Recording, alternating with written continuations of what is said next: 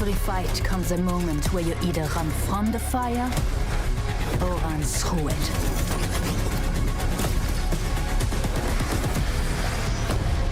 You will find me on the other side. Rise to the podium or from the ashes tomorrow. Gebt Vollgas! I'll push, you punish.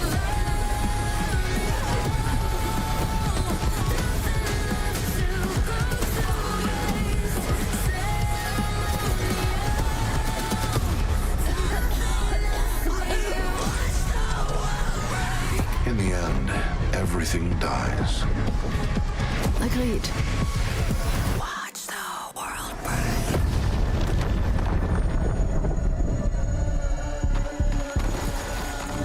Not today, kapatid. You've got people depending on you.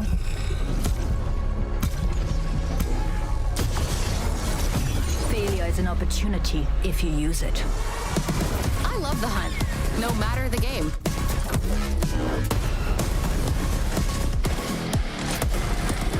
Time to rise and shine. Thanks. Gotcha. You are not built for this.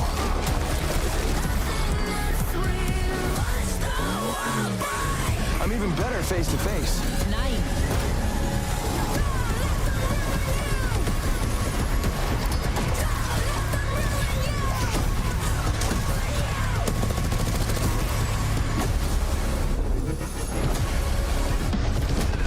Your moment came. You are not ready.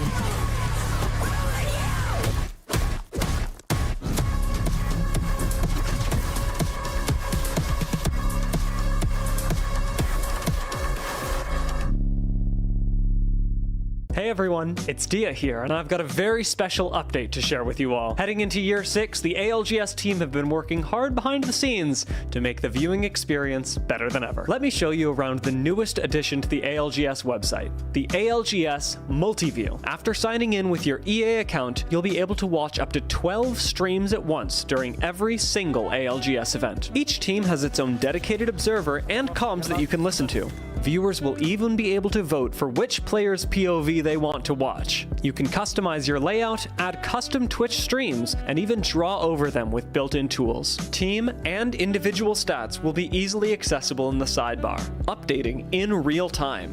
And just like on Twitch, you can clip your favorite moments as they happen. And yes, you are still eligible for Twitch drops. Now keep in mind that the ALGS Multiview tool is still in beta, so as we continue improving the experience, we want your feedback. Please share it using the button that you'll find in the bottom right of your screen. Now this tool is free to use, and it'll be available for every single ALGS event. So log on, find your favorite POVs, and tune in for the best viewing experience that ALGS has to offer. This is everything you missed in the 5th week of the ALGS Pro League. Starting in APAC North, Zeta Division are on absolute fire. Back-to-back game wins secured consecutive matchday victories, and a strong second place finish pushed them well past the 100-point mark, nearly 50 points ahead of second. At this point, it's not even close. Over in Americas, the unsigned squad Dinos won their second match day. Backed by 2 match wins and a huge haul of kills, they confidently secured first place. And doing it in the lobby with Shopify Rebellion and Team Falcons makes it even more impressive. In EMEA, it's the same story.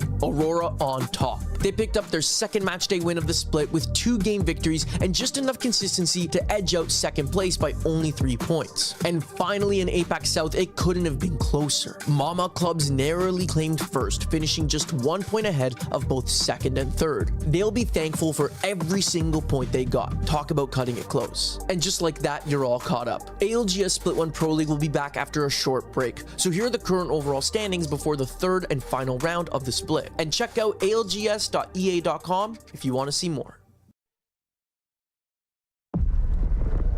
In this game, victory is a choice. You lose. You rebuild. You evolve. Or you're left in the dust.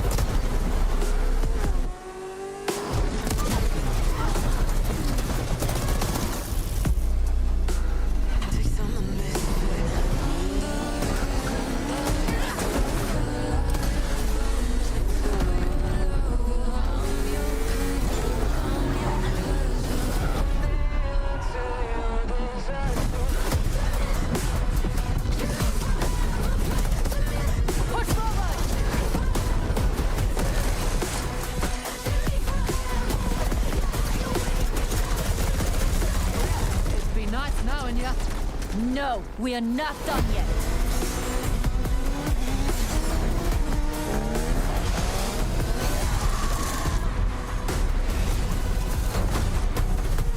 This is where we earn our scars. I bloody love this, Ig.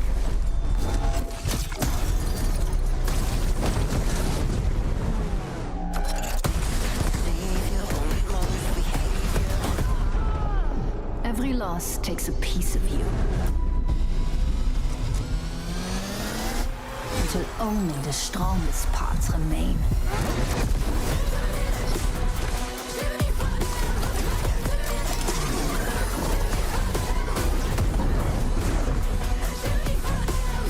Keep moving.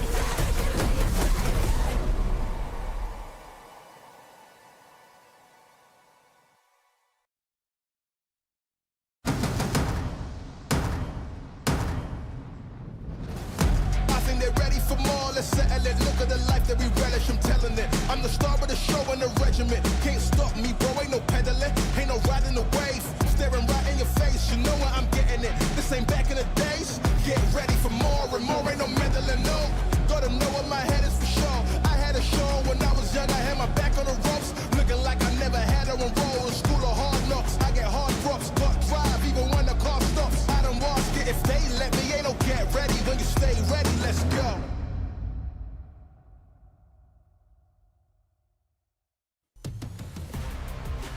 Welcome, ladies and gentlemen, to the ALGS. We are back after the split took a hiatus to introduce a new patch, a new legend. We're here in our first look at America's, introducing, of course, Axel, all of the meta changes, and all of the roster changes that these pro players have put together. My name is Randy. I'm joined by Dia and Graceful. Dia, how we feeling, man? Hopefully we get a little bit more Axel action today out of Americas than we saw in EMEA. I'm hoping so. I would say that I'm just as excited because of the potential for Axel, although despite Axel not being there, EMEA did not disappoint. We had several quite good games. Yeah, I thought the games were fantastic, Grace. A different approach, and it's, to me, it's always interesting as we lean towards regionals. Now we lean towards looking at LAN, the announcement of it going into Paris, everyone's eyes on that big prize, how the regions handle changes like this, because ultimately the right decision is only found out when we put these 40 top teams together from all around the world. Yeah, I mean, going back for textbook gaming and fundamentals is something that EMEA has been known for, as well as the APAC regions. I would say Americas, however, hopefully looking to invent new ideas a little bit more with the likes of Axel. But the one thing I do love the most is the stakes. Yeah. Whether the stakes is you're playing not to get relegated, or you're trying to stay in, or you're trying to qual for the finals, regional finals, is always a blast to see. Yeah, that's a really good point. Stakes really couldn't be higher, especially for Group A. And a guy I know who is aware of all of the implications, all the roster swaps, all the changes to the legends and the meta. We've got him here. A special treat to bring the man from the B stream to the A stream. We're stealing him, Mr. Nicewig himself. Bro, how you doing, man? I like the new room background as well. I haven't seen this one yet. Dude, thanks, man. Dude, my hairline looks chopped. Oh my god. Sorry, I'm saying, dude, that was the first thing I noticed. I got a barber, man. Bro. I got a barber, man. You're in LA. I gotta hit you up. That was a rough one. Oh my gosh. Yeah, dude. I mean, we know a lot about Axel. Whatever you guys need to know, man, I can hit you with some recon on it. Roster swaps, Axel changes, wherever it may be. Well, big shout out as well to all that you're doing over the B stream. You know, Randy D and Graceful here as well. We know you're live streaming there. So big shout out to your guys' crew. And again, yeah, Axel, that's how I want to lean into it, bro, because this has been probably the hypest release of a legend, I mean, that I can remember in a very long time. I'm not sure who comes up next to it right now, just in my recent memory. But, you know, in EMEA, didn't get played much. But in general, how do you feel this legend came out? I mean, what are you scared of her? Does she instant nerfs? What was the Nicewig take on what Axel is going to do, not just in the game, but in Pro League? Well, I mean, I think just adding like a good skirmisher or just something that brings offensive like pressure and aggression to ALGS has now prolonged the more offensive style of games leading into like a set of 6. So like previously I was like really happy with where we were at for ALGS. I'm still happy, but I was like really happy. We had 3 solid games of like full offensive pressure with like Mad Maggie, Alter, and Crypto. Usually the standard 3 bans or like the standard comp that was ran for the first 3 games. And the second half we go to like the burger comp, right? Like Godlike's been running it nonstop, the Valk, the Newcastle, and the Gibby. But now with Axel being kind of implemented now and actually involved in ALGS, we're kind of seeing these prolonged bans on these offensive characters. So it's not just 3 games of offensive gameplay. It's now actually like 4, 5, even sometimes we have 6 games of Mad Maggie coming in for the NA. So that makes the Gibraltar hardened play. That makes the Newcastle gameplay harder. It just makes overall the defensive stabilizing, even with the power amps, just more difficult against the Mad Maggie with her amped up Qs. It's just so difficult. So Axel has actually affected ALGS way more than I thought she would. I wouldn't say her kit is really the game changer, though. It's more so how she's changing the legend bans and the pick rates more than anything else.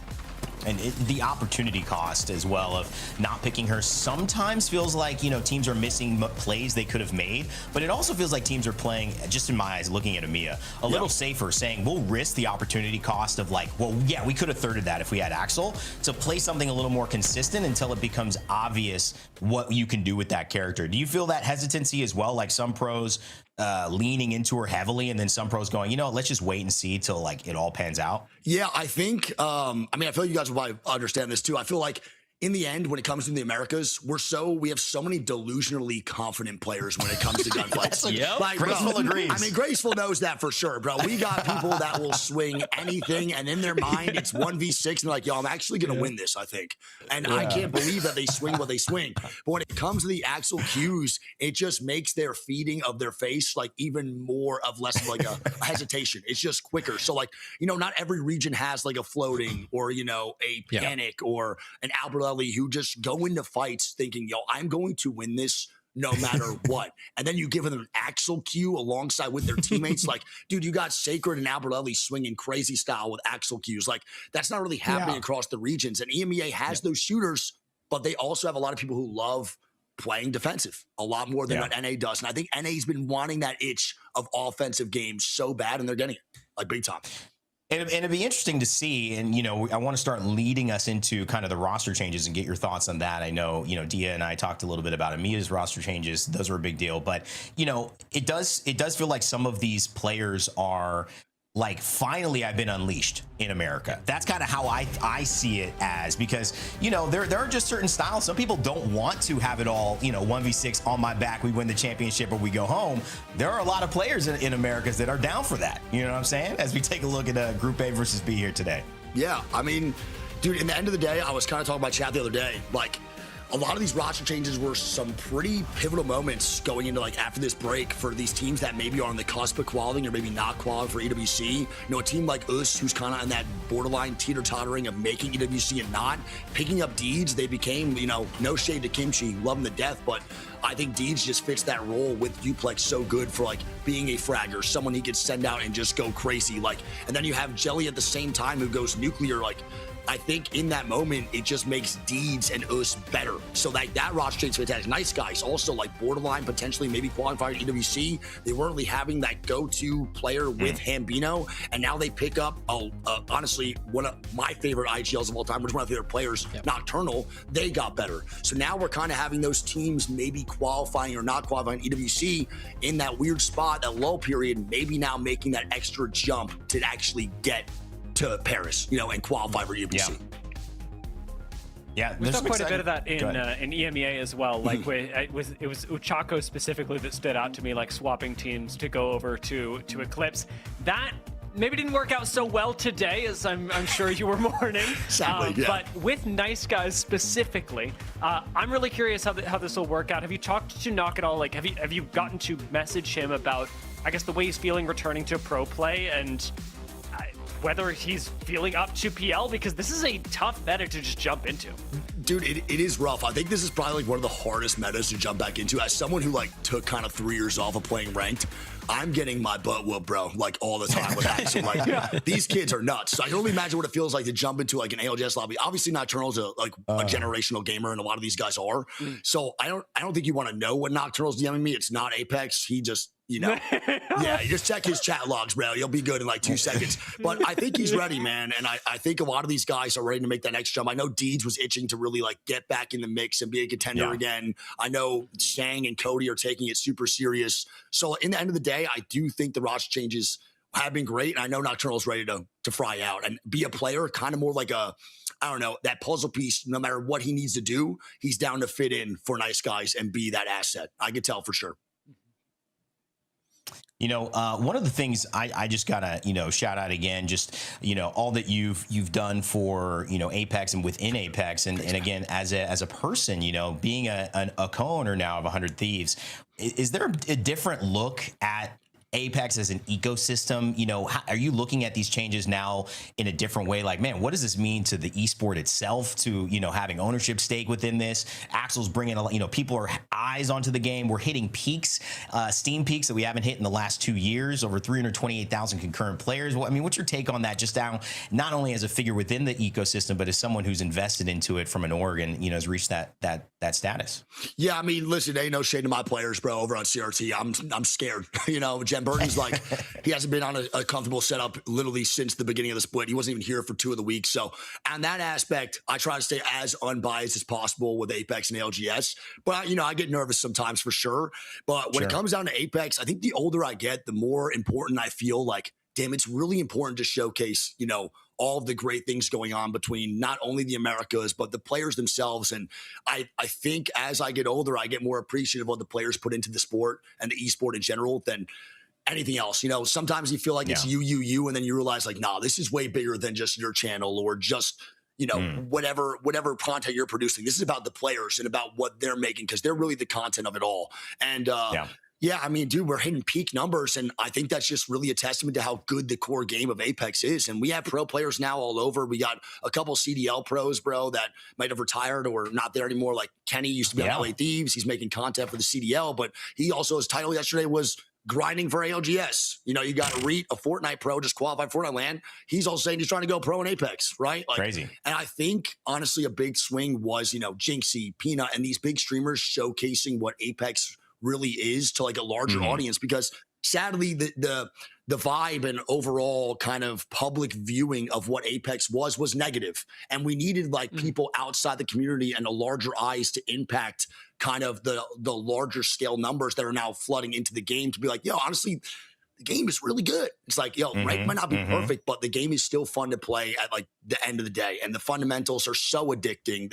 The characters are fun. Like right now we're in a very good spot, especially in ALGS. And you guys know it too. Like we have so much weapon diversity, legend diversity. Like you have options on options on options right now in pro play. And you could be whatever player you want to be. You want to run Alter 6 games. I mean, APAC North just did it last night. We have one Aoba player. He's a great player, and he just fried out, bro, last 2 games on Alter, and while everyone else is feeding. It's like, dude, there's just whatever you want to be, you could be right now. And I love that so much. And I think it's a testament to Apex for sure.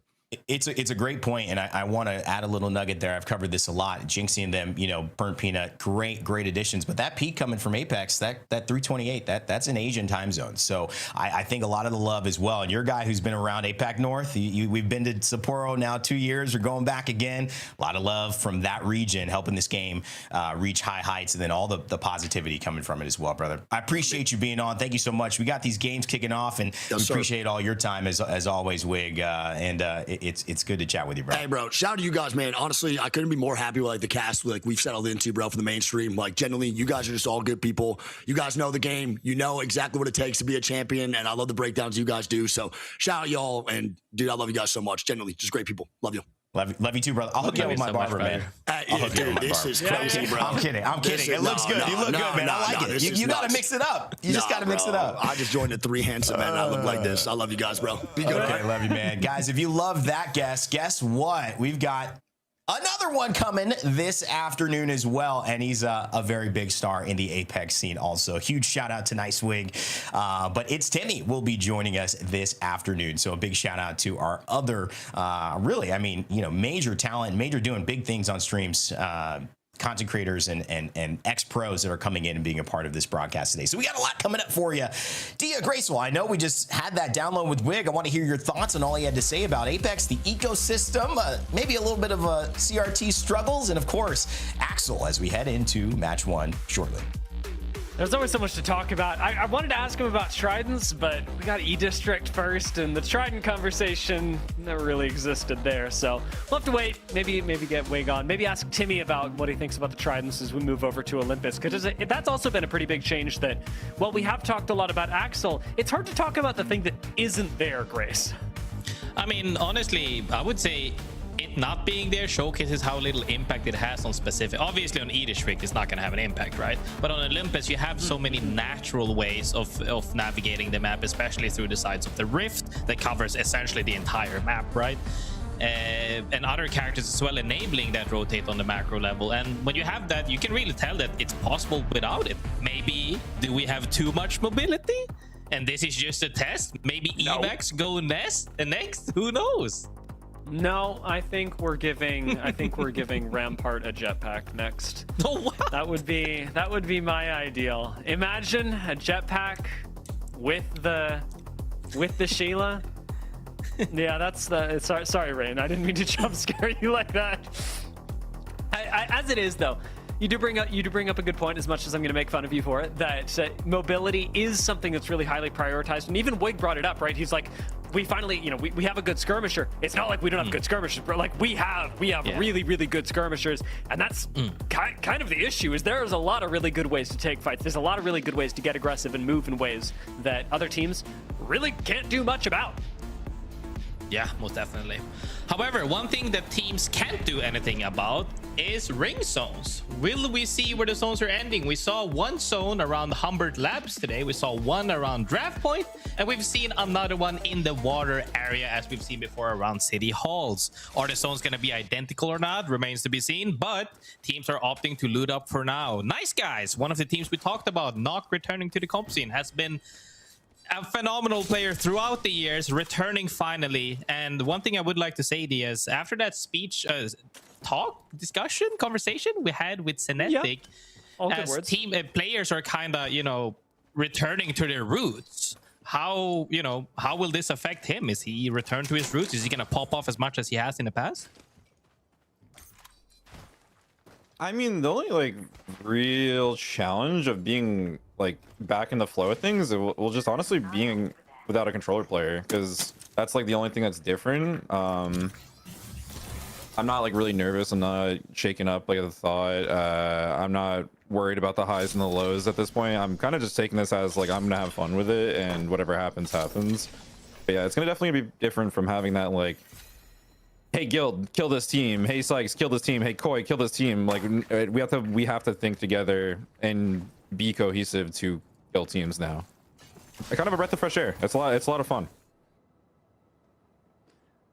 Honestly, Grace, that's two things that we've got in common: is returning players or players returning to forum, talking about controllers, and also people talking about coming back and having fun with the game, trying to release a lot of the pressure off of themselves and focus on enjoying their gameplay and playing what they want. That was something Synetic was really focused on. As we look at this map, we'll see how Nice Guys can think together. I will note they've got a ring console going on, which will be really nice for them. A whole lot of teams are joining them in that, but we are moving all the way over to what I think a lot of EMEA thought these rings were going to be, bringing us up towards Boardwalk and City Hall in the Northwest. Yeah, teams are already rotating early to see if they can get a slot where they're hopefully not too locked down. Team Liquid feeling really comfortable right there as well.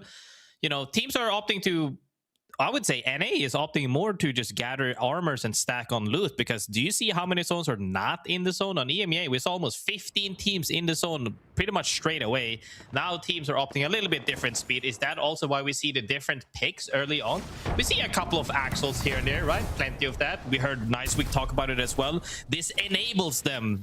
Like he said, their ego. They think they can 1v7 and she enables them even more. Will we see some absolute crazy maneuvers? This is big. Free Thinkers are our fragging team, the team that wants to fight early. And they got into a building right next to HUSS, the team that has just upgraded their fragging capability. Now, that fight didn't happen. It didn't kick off fully. But you know how Free Thinkers are. When they got a bone, they're not going to stop chewing it. And they're already headed right after HUSS. That's kind of the thing as well, is that when you have that one legend that let's just say a new main, when you have that one character that really makes you love the game again or enable your play style, it's gonna pop off for sure. Some of these teams, however, will maybe struggle as they are trying to adapt to the moment right now. EMPs and crypto still very, very available for people to use and will remain a staple. Crypto, the legend band that anybody would expect coming into this match, and as it turns out, He's tied with Alter this game. One of those legends going to be our ban. We'll find out. We'll wait till the end of the game to find out which. Team Vision managed to start their rotation in. Another one of those squads that is moving late and is in the same area of the map as Source and Falcons. Team Vision are the team that I have been on a biased level most excited for, because I've always been a big, not always, not since my birth, but for a long time, for as long as I can remember, been a big Zach fan. Yes, oh, I love Zach as well. He's such a great person, individual, not only as a player but also as a person normally, and it's great having him around. As always, seeing him still here as well. That's kind of one of the things as well, that, you know, having Nicewig in the community, being a part of something for this long, it becomes bigger than you as a person. It becomes a whole thing, and you can really feel the love, especially on LANs and big tournaments, when people tend to rendezvous. However, Team Falcons looking to get a poke here and there, see if they can get anything, catch somebody on that rotate. Doesn't get anything except the crack, but everybody will take those points. Yeah, Falcons did almost lose Waltzy there. Team Vision wanted to punish his slight overextension, and forcing an EMP cooldown this early into the game, especially with where Crypto is at, not really as impactful as it used to be, but the fact that it was forced nonetheless definitely shows the Falcons that are playing carefully, knowing that even this early in the day, they can't afford to take risks, overextend, disrespect teams. Team Vision, Team Falcons, Source Gaming, they're still all piled up in the eastern side of zone. But as you know, Grace, we are going to the west. All of these teams that I mentioned are so far away from the real, true endgame. There's so many teams on the far eastern side, but as everybody else on the flip side of things is getting comfortable in the zone around Boardwalk, we will definitely get a feel for this, that in two zones, I would say. It's going to be a little bit quiet, except a few teams that do end up running into each other on the edge side of things, but everybody in here will probably just be poking and prodding a little bit and making sure to see if they can get their armors up. I'm really curious. I mean, there's been so much investment into Boardwalk from a macro perspective that if this does pull away from Boardwalk and into City Hall, I could see it being a real issue, especially for squads like Unreal Nightmare, who don't have nearly as much mobility, who aren't running things like the Axel, and instead have opted for something like Alter. You'll see what I'm talking about here, where basically everybody is in the left-hand half of the zone, whereas HBM, Falcons, Source, Freethinkers, who are arriving late, I mean, yeah, they're arriving late, but they get all of these buildings. If there's a surprise zone pull a little bit later on, which we know there's not going to be, no, there is a lot of potential for Falcons, HBM, even to start playing this side of the ring, which is quite empty. I could see that being a real focus later on in the game. Yeah, on flip side of things, Team Vision that you just talked about gets into a fight on the southeast side of things against Thuggets. Huge fight breaks out as we see Axel ults come away. EMP flies out as well. ARCs come flying out. Everybody's just looking to take an angle because you have to be the first one to make a play. Stay proactive on Axel as we see one of them gets taken down. It comes down to Zach and Zach loses it. What are we doing? What are we doing? I was looking at that going, no, Lauder doesn't lose these. Lauder doesn't lose these. And he did, bro, against Thuggets. So this is such a tough way to go out for Team Vision, who on paper had an isolated fight that should have gone their way, but they misplay it. And that's where Apex gets really dangerous. Team Falcons worried about that very same thing, worried about getting outplayed when they least expect it, even when you have the best teams in the world. Wig talked about it himself. We've got some psycho players in Americas, and they will bite your head off. That's the thing. When you have this fast pacing in teamfight right now due to Axel, with everybody playing it, you have to be the first one to make the moves. If you get caught in between two people, like what happened right there to Team Vision as well, you're gonna just get pinched and they get wiped. Falcons managed to get the reset there from HBM, which is a good thing. Ninjas in Pyjamas, however, just poking their way in as well. Yeah, this is up against HUSS, who were playing the mid-speed. Did you notice, by the way, that Wig was saying HUSS, not HUSS? Yeah. Is that a youth thing? Is that the proper way to say it? What am I missing? I'm missing something. Nice shots by Kurev. You know what? Not even with a Kraber, but he knocks Deeds. Kurev ain't missing though. He gets the first down right here as EMP comes out. Ult immediately gets taken out as well. Actually no, it went through still. That's really good. NIP looking to... Wait, how is he? Oh, he's so fast. Because he's on the... Oh my god. For those of you who are not sure how exactly Deeds well knocked rocketed across E-District at the speed of light. Those are Axel things. That's the benefit you get while playing Axel. Is it busted? Is it crazy? Some have said yes. I mean, we talked about the offensive capabilities. Let's talk about the resetting capabilities. My man crawled 5,000 feet immediately into split second right there due to the Axel Qs, and that's really good for sure. Free reset for them. These just happen to be up. EMPs is starting to happening as well around the resort areas of things. People are looking to take a 3v3. Source Gaming is really stacked, however, on triple purple, opting to rotate out instead of taking that fight. While Source Gaming make their way in, even smoother. Was that? I haven't seen the sushi animation. That's all good. That's on me. Haven't played around enough with the mythic. Definitely feel though game has been progressing slowly, but this is one of the things about this map, guys. E-District, a lot of playable area. Circle 3 about to show 19 teams alive. Things aren't gonna happen just yet, but now the teams from the eastern side are gonna be forced to collapse on each other as this zone is gonna pull even further towards Boardwalk. All these teams that aren't in Boardwalk right now, there's only so much place that they can coexist on from the edge side of things. They're gonna have to take a fight. Whoever takes the fight first is gonna get absolutely engaged on by other Axel compositions where they are just waiting, because the fight timings is different, guys. You no longer have 10-15 seconds to close out fights. You got about 3.5-5 seconds at most, or somebody is ramming your ass. I'm looking at this right now. Team Nemesis and the singular choke point next to them. Last time these two groups met, Nemesis, in that moment known as Stallions, ran this lobby. And I don't mean they were winning all the games. They were finding a lot of kills early. They were accelerating the pace of the game to the point that it was a different game of Apex when we got to end games. So many fewer squads and so much more space. Now they are playing quieter. But to me, they're still the team to watch, and they have one of those spots that you talked about, Graceful, that is flexible above all else.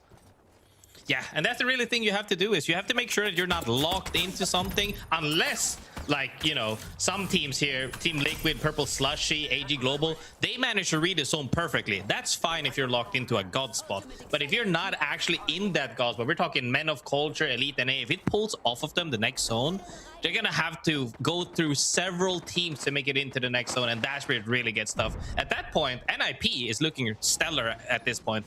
They're just gatekeeping everybody, making sure they're not walking through the same choke, clearing their backs, like I always like to say over and over again. You have to make sure you clear your backs before you walk forward, because that worst case scenario, an alter Q pops up and you're in a pinch. We need to swap to Kurev's POV, because I know that there was a Mythic crate spawning near NIP. I don't know if they got it, but if Kurev's got a Kraber, this game is over. Oh, he's got an L-Star. This game might still be over, to be honest. I haven't seen him cook with the L-Star, but I know that his Kraber literally ends teams' games. Yeah, definitely. The talent in this lobby is sky high, as all of these players have had several moments to make plays on. And speaking of plays right now, EMP comes out. NIP Cole goes straight down as another EMP hits as well. HUSS, or what did you say Wig was saying? HUSS is walking forward. They made such a nice play. I don't know. I think we caught that. Our observers caught it. I don't know if everybody at home put the pieces together.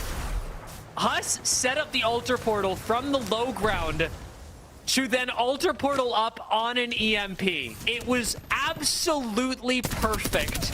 And is the only thing that really could have deconstructed NIP's position. NIP, who are now down to just Kurev. I trust Kurev with a lot. I trust him with a Kraber. I trust him with an L-Star. But do I trust him alone to carry NIP from 19 squads into the top 5? I don't know if I do.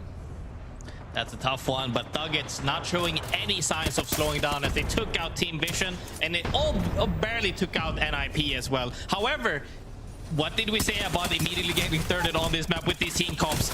Din gets immediately jumped on, and Thuggets gets eliminated as Albralelli and the boys are now walking at them. Nice weak set it as well. Alban Sacred will run you down. HUSS are just unstoppable on the edge right now. Be it NIP, be it Thuggets. Kimchi gonna hurt being on the losing end of that one as the roster changed, but it's exactly what we like to see on the main broadcast. A little bit of rivalry developing as Orange from the Free Thinkers will rejoin the team. EMP comes through, but a wall will keep the Free Thinkers safe inside. It's not the greatest, longest cat wall ever, but it's exactly what they need in the moment to stay alive.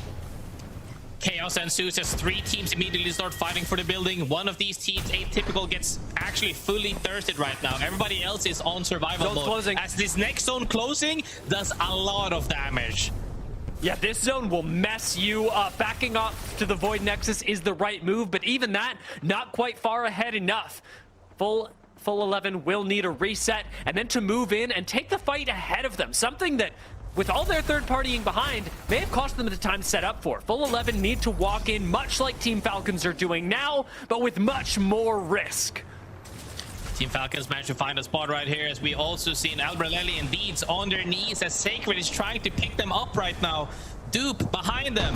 HUSS is right behind them, looking to see if he can get a couple of KP without going down right now. Managed to 3P this actually. However, it gets found out. I'm not too sure he's gonna make it in. Dupe is trying his best right now. He's got the shield swap available to him as well, facing down Albrelelli on one side and Flat on the other. Dupe's got to play the game of his life. Out goes the nade, and that should be it. Nemesis are gone. Men of Culture out as well, and HUSS stay alive with just Duplex left to carry their banners. Full 11 will go out. The rotation not going quite as planned, and the Falcons still alive and kicking in this one. Yet to pick up a whole lot of KP, but they've got HBM and Sentinels, even Elite, right next door. Managed to clutch the game right there. It's really good for him to get up a couple of KP and better placement points. Falcons, HBM, Sentinels, and Elite NA have the toughest rotate right now. And I really want to see one of the teams, specifically Sentinels, how will they rotate this next upcoming zone? Let's have a listen in with Sentinels. What do I hear? One shot. Blue armor in the building. Man, this thing's gone, man. Let me see. Can you make sure? I think they're gone. They're there. I just made a one shot. Can we go back to our Nobody's on second floor. Nobody's on second floor. Oh, it's just a Come back to your shop. Come back to your shop. Nobody's on second floor, heard? Nobody's on second floor of this build. Yep, I'm coming back to Can we go right? The funny guy. Can we go right? The funny guy. Look, they're jumping up. Yep, I see it. Q. That's one. Mirror them. Yep. Walk up. Yep, I'm walking up the There's bus a duo now. behind us. Okay, I'm ready. Getting ready to EMP. Yeah, just chill. Behind. Duo behind us. One. Nice. One's on the stroke here. I'm just playing for kills. I'm playing for kills. Just chill. Right here. Careful the building. The building is Someone turning here, gas. fun. The building is turning gas. Yeah, I see it. Just staring at us. Go right, man. Nice shot. Falcons managed to get in ahead of Sentinels to hold them out, and that's exactly what I'm talking about. When you're rotating in and teams are holding you out, it's a really tough rotate. Falcons managed to get away with a couple of KP and better positioning, lands themselves in the staircase in the next zone. Nice guys as well. Perfect prediction on the zone, but not quite enough to keep them alive. They'll be taken down in 10th place as we are in zone 5 and teams are fighting for their lives. Elite will fall as well. All Gamers Global finally holding this north side of the zone, but they are not doing so unbullied. In we come as Source Gaming smell blood and are gonna go for the finish. Kate's actually finishing off just a few members of All Gamers, but not everyone, importantly. All Gamers still have Jaguaris up, and HBM not so lucky. This is the thing. We see them as well. Team Liquid right next to Team Falcons right there are looking to see if they can make their move into the next zone maybe. Actually, a little bit of playable area in the next zone that people haven't really figured out exactly where it is at the moment. Teams are scouting ahead with their drones right now. Hey, is there any way we can move ahead? Is there any playable area? Because the zone is moving in exactly 10 seconds. That's where it actually starts happening. People are opting to make plays right now. Falcons want to make their play to move up, but they have to take the altar portal back, perfectly timed to avoid Panic's ult. Falcons still have this area available to them, though, and will need to move up all that much closer. 2 Flat, 2 Team Liquid, 2 Purple Slushy. Zest Fest looking for their way in as well. Have a little bit of cover here. This is a playable area as long as they're able to find some cover, and Fred has to get inside in order to do so. Definitely rough for them as they went a little bit early, I believe. Got caught between 2 teams right. Comes down to Fredster to survive for the moment on Zest. Fight breaks out above them. Source Gaming gets taken out. I believe that was the case. Yep. Source Gaming out. Purple Slushy on one end of the zone. Team Liquid, Falcons, and Flat all stacked in one building on the other. We've got a solo of Zest Fest underneath Purple Slushy. And after that, this game is going to be over. Zone is closing. You got about a minute left to cook up the end of the game. And as Zest Solo gets found out, now it's Purple Slushy that are isolated on the north side of Zone. Flat are going to third party their own building in the Team Liquid's Falcons fight that goes Team Liquid's way. But Purple Slushy overlooking all of that are the bigger problem, and Flat know it. Purple Slushy should be able to close out this game right now as Team Liquid is getting absolutely drilled. Team Flat and Liquid are going to come out on the same side as Big Uwe gets taken out. It comes down to double trades on both sides. Purple Slushy is just shooting fish in a barrel. Yeah, they are watching this game go down. They know it is theirs. Purple Slushy mix things up by picking up a win in game number 1, owning the north side of Zone and transitioning that into a chill game number 1 finish.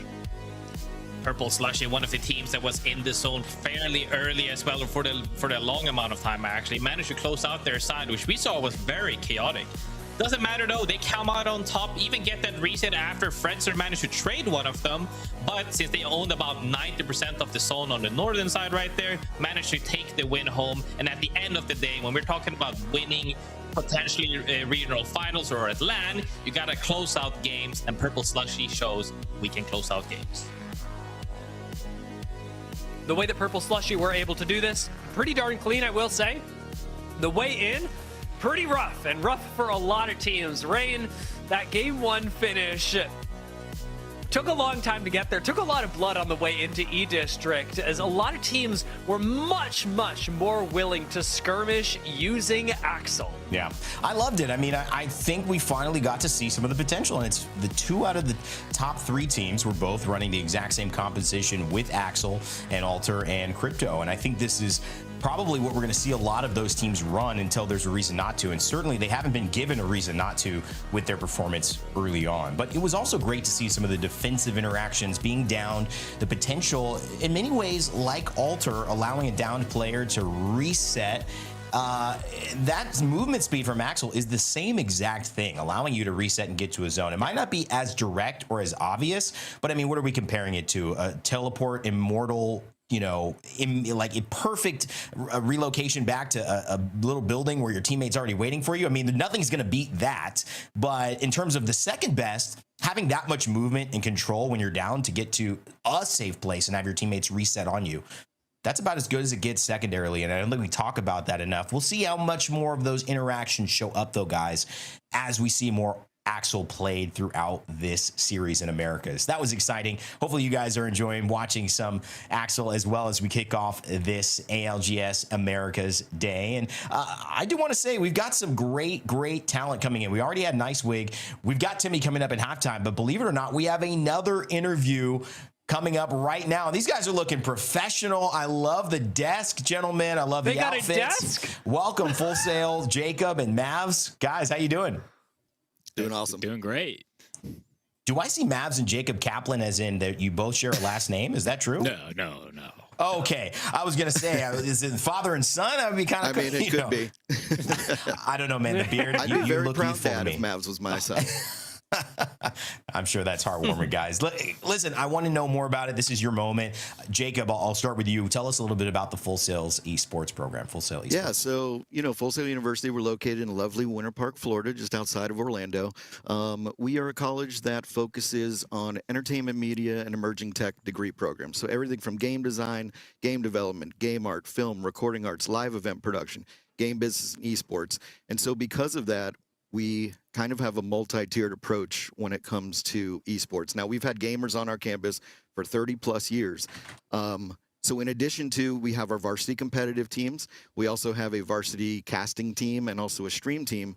But obviously we understand that community is at the heart of everything. So in addition to those, we also have a major focus on live esports broadcast production. And also, we really take pride in our grad success. So we've had grads that have worked on almost every major esports title. And, probably within the past 4 or 5 years, safe to say that we have grads that are working in almost every major facet of esports now. So not just the games, but actually producing everything.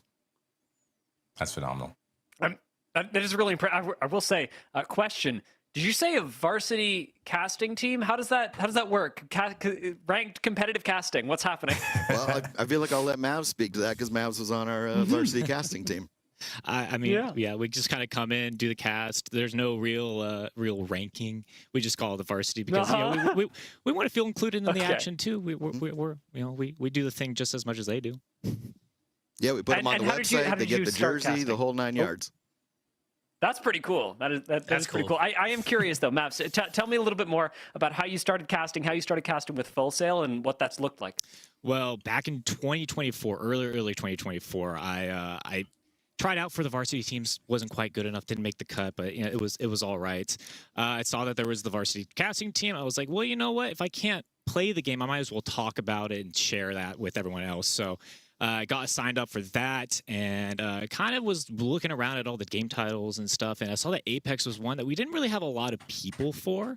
So I was like, well, in order to try to build up my skills, build myself up, I'm trying to find the brand for my personal game, and honestly get the most time up on the desk. I was like, let me just take on Apex. So started around then. I've been doing a lot of their Apex casts from then. Even afterwards, after graduating, I've come back, volunteered, not just for casting, but also building up the incoming casters as a mentor. And so I've took a lot of time there. I was very rusty all right off the bat. I will say that it was a little bit of time before I got back up with Apex. I caught a lot of had to do a little bit of research and watching videos. So crazy enough, Nicewig and Timmy were the two main people that I was watching back in the day to kind of get back into the swing of things. So started then, and just kind of just been upward momentum since then.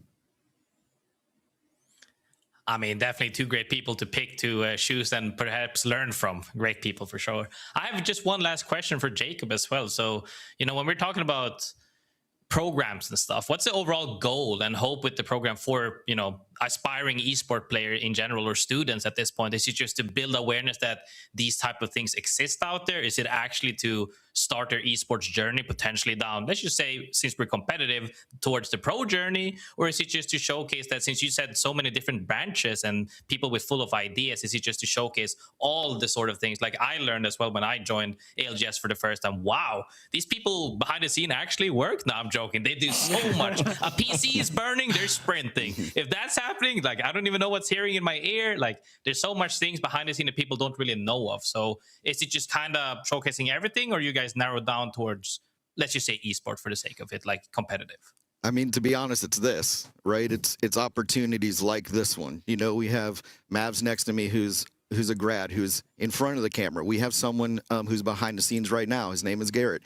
He's another grad of ours that now works on all of our esports broadcasts and different things like that. And I think just finding these open doors and showcasing to the world what Full Sail has to offer, and especially with, publishers like EA that understand the collegiate space, that see what happens when you invest in this space, the audience, the students that are working. At Full Sail, we've been the home to Madden Championship Series for the past 2 years. And so there's been just a ton of opportunities for students and grads alike to work those events, and so people like Spinks and people like Ray that have opened the doors, especially even just for this right now. We take a lot of pride in showcasing the best that Full Sail has to offer. And, we're here. We're going to be here for a long time. So people like Mavs, and, Mavs mentioning that he's mentoring those that are coming behind him. So just to kind of know and understand that we have this ecosystem, right? And so they're learning here, and then we're getting them out into the real world, because as a student, they're getting a resume line item, right, of camera jib operator or teleprompter support for Madden Championship Series. So, again, it just comes down to opportunity and being able to take advantage of those. There's so much I could say to this as someone who many years ago, when I started into esports around 2016, wanted to find a way to transition, and it was basically become somebody they care about. And that for me was YouTube and making content. And I got my first, casting gig that way. But it is very hard to do it that way. And the system that they built offered a lot of people chances. You guys feel like you've built a modern version of that system. And it seems to me something that's really needed if esports is going to continue to grow, because one thing you need belief that there are steps that you, if you invest time into it, can get to where you want. If you do not see any way to do that, you're not going to invest. And so you guys are building that crucial just road and that stepping stone, which is so important in esports at this stage of it. So hats off to you guys, and excited to see more of you, Jacob. I know we're going to have Mav stick around with the casters for a little bit, but thank you so much for your time, and keep doing what you're doing. Thank y'all. All right. Well, having said that, Full Sail Esports doing something great. Dia, Graceful, I want to keep the ball rolling. Let's have Mav stick around with you guys and do a little bit of casting as we head into the start of this game. Yeah, let's do it. Rain, I have to ask your permission for something, because otherwise I'm just going to feel nervous about it. Am I allowed to talk about casting theory, or do I just have to talk about Apex? No, you can talk. You can do whatever you want, baby. Okay. I trust you. Thank you. All right. Well, let's jump into E-District. Mavs, let me get an audio test for you just to make sure I can hear you, so that as we get into this, it makes sense. Yep, you got me. Excellent, I got you. Awesome. Well, Mavs and Grace, we and I are gonna have a good time as we pop into our second game of E-District, especially with Crypto banned. We'll be getting a lot more fights with less EMPs, less maybe one-sided fights, with Purple Slushy winning game 1. Game 2 here does give the opportunity for someone else to come up and take their spot at the very top. Mavs, I'm gonna toss this one to you. Coming into today, what teams are you most excited for? Well, while I was doing my research, I was looking around. I will say the two teams that really did catch my eye would really have to be NIP and Team Liquid. Even though Team Liquid, they fell short of the first place finish in game number 1, I think the addition that Panic has kind of brought on to that roster has just been kind of very impactful, very momentous, and so I feel like they've really been able to find a really solid team identity. Meanwhile, NIP also on the flip side, they've been kind of just, I feel like, a very strong dominating force. They've been really well. And I think, honestly, at the end of the day, both of these teams could have a really good opportunity to come out on top here today. But I will say, I mean, now that Axel's kind of been added into the game, I feel like that kind of opens up a lot more opportunities to these teams that kind of like to play a really more aggro play style going into these upcoming matches. Yeah, we've been watching a lot of that aggression take its place around the edge of the map. One of the things that I'm curious about seeing develop as well, Graceful, is the idea that you can also use Axel to get really aggressive and finish fights faster in zone, and arguably make that so much more aggressive. Yeah, most definitely. And I think it's one thing we also have to keep in mind as well with Axel in gameplay here, as we see Seer go online as the crypto ban comes out as well, is that anybody in this lobby can 3P any fight. It doesn't matter if you're one of the teams that people typically look at as the Titans. So currently, let's just say a strong team, a NIP, okay, they're about to fight, they're always winning on their fights. And then by the 3P that comes out swinging this fast with the likes of Axel or even Seer at this point, or Maggie, like, you can lose any third party. So you got to make sure to keep your fights very clean and win them fast. Got a couple of small skirmishes breaking out in the first few minutes, mostly as teams rotate quite quickly. This is something that I had heard from, I think it was Full 11 were talking about this, that having Sentinels landing right next door to you actually forces you to accelerate your rotate. And we're definitely seeing that play out, Mavs, as we've got a lot of squads that, because there are other teams like Sentinels moving past them, you got to run. You got to make sure that you're getting into zone, because otherwise you're skirmishing, you're delaying your rotate, and things can get messy. Yeah, messy to say the least. I mean, especially now that these team comps that we see earlier in these matches now, like I said, they've been very more aggressive style with the addition of Alter. We see a lot of, addition of Axel, excuse me, but Alter and Axel kind of just very aggressive. But Sentinels already, once again, very aggressive as Monsoon with the Mastiff able to take down one. But I will say, I mean, yeah, it's just a very quick pace now that something like the Newcastle and the Caustic kind of slows things down and kind of keep things for later in the matches. For two very convincing pumps out of Monsoon. Reminds me of the sniper, but a whole lot closer. Zest Fest will be our first team eliminated in this game. It's a tough way to go, but when you got out by Sentinels rotating ahead of you, that's what happens. They're the world champions for a reason, Grace. Yeah, I mean, needing to make sure to hold space early, as we see. You said you gotta rotate faster. Sentinels are already rotating as well. All these teams are opting immediately for Lotus, feeling good about that positioning because there's so much playable area in this zone. Zone that has a lot of layers and floors are bound to have several teams alive later on, as we see 19 teams currently.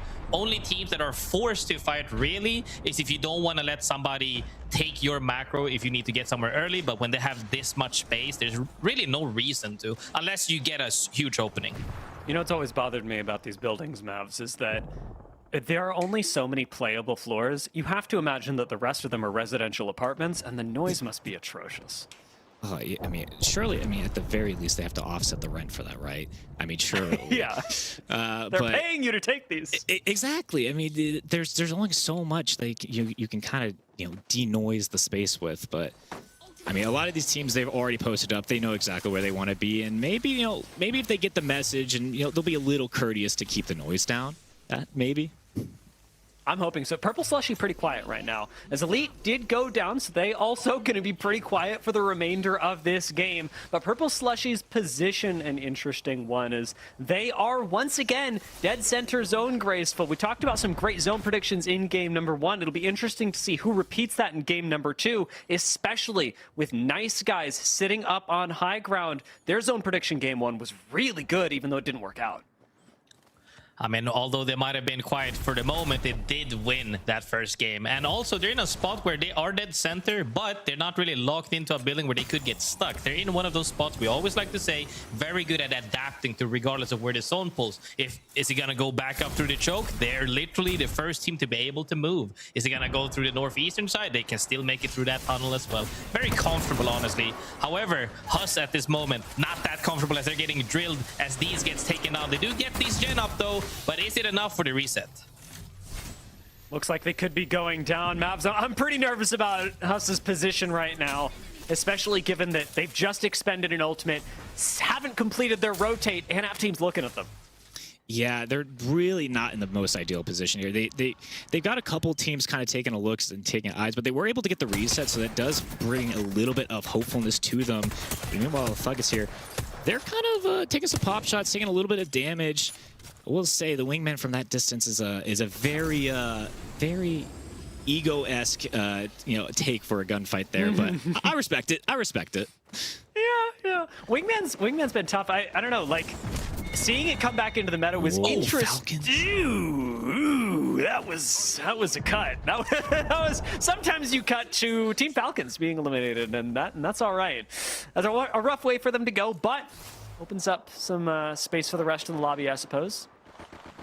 Grace, that's the thing, though. Yeah. Action is too fast to catch with Axel, and also the alter queues popping up everywhere. Anybody can move immediately so fast, as we see right now on the screen. How fast are they rotating? They're gonna go to get the thirst if they can, potentially, but the TP comes out. NIP goes on the chase. Absolutely no problem following this up. NIP maybe finishing some kills if they can get through the turbine in time. Free Thinkers are right on the other side of it, Mav. They are going to be right on the other side of it. Like I said, NIP, they're one of the teams that I was really paying attention to. I think they have a lot of potential as Cole's looking to try to find a way and get that scan with the Void Passage, and they're actually just going back and forth right next to each other as Karev is able to get the first knockout here into this fight. Wingman shots, they're going to be able to connect now. 2 players down. NIP, they've got the player advantage. And there it is. Free Thinkers, they're going to be the next ones taken down. NIP showing a little bit of activity now. That was clean, that was patient, that was the NIP we know, who have been very practiced since day number 1. They've got good zone reads, good positions, and when we come to fights like that, they play it super clean. Free Thinkers losing a bit of momentum as the season goes on, and Grace as other teams get used to their aggressive style and are ready to repel it themselves. I mean, speaking of aggressive style, Thuggets hasn't really shown any signs of slowing down since game 1. Mind you, they took out 2 teams before they eventually got thirded. They're still making sure to see if they can keep this momentum up. However, what happens to Falcons with how did they get eliminated? Out the end side of things, they went up, caught a surprise left hook, and they went straight down. And that's kind of the thing. You face check way too deep, you immediately catch a hook. Right into the Watson fence is devastating. I mean, Watson pretty good into Alter. All things considered, that has been one of the picks that can be really punished by controller legends, be it Watson, Catalyst, and I don't know. To be honest, I'm really high on Watson. I think that she's incredible, and unfortunately not seeing as much play as Mav. Like Wig talked about, we're seeing a lot more of the offensive legends stick around for longer, which doesn't make as much space for people like Watson or legends like Watson to get their on-screen time. Yeah, I mean, I think at the end of the day, it's just a lot of these teams, they're going to be looking for that KP early on because, you know, the more kills you get earlier on, the less you have to deal with later. And so I feel like not being able to get your setups down as quickly as possible kind of does provide a little bit of a sway away from these controller-esque types of characters. I mean, Watson, you know, does seem to get a little bit more play than some of the others. I mean, Caustic not that long ago was kind of reigning supreme in that department. We'll probably see him get brought up here just a little bit later on in the series. But, I mean, yeah, with the addition of Axel and just speeding up the overall pace of the game, it does not really allow you to get these good setups that you would like to. When you have a potentially God spot, that's kind of the only time that you're going to be able to get that setup down.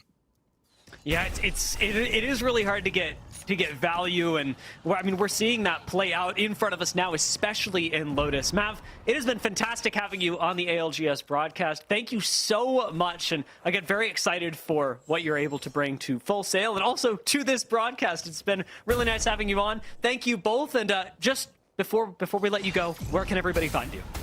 Well, you can find me on Twitter, on Twitch, on Instagram, iitzMavs and iitzMavs TV. That's gonna be iitzMavs. I mean, I'm trying to keep that up and fresh and make sure everyone can go ahead and check that out. But yeah, that's where you can check me out. Yeah, and if you want to check me out, you can find me at Jacob is Nachos. But if you're looking for Full Sail, you can find us at Full Sail Armada across all social channels. Well, now that I'm hungry, we're going to let you go. Thank you so much. Thank you. Both of you, have a wonderful rest of your evening. And Grace, we'll get on with the rest of the game that Mav is so wonderfully set up for us as we concentrate on Lotus. Team Vision have made their way in this time and actually have a Mythic bin spawning right ahead of them. Big Mythic thing spawns right there. Let's see if they can get anything juicy out of it. Perhaps that L-Star we were looking at initially. Some teams like some players like the likes of Sane actually popped off with it earlier in the EMEA region. Can't really open it though, as teams are staring down at them. One of the teams, AG, one of the teams that we normally said, oh, old Liquid is back together. So fun to see them roll it.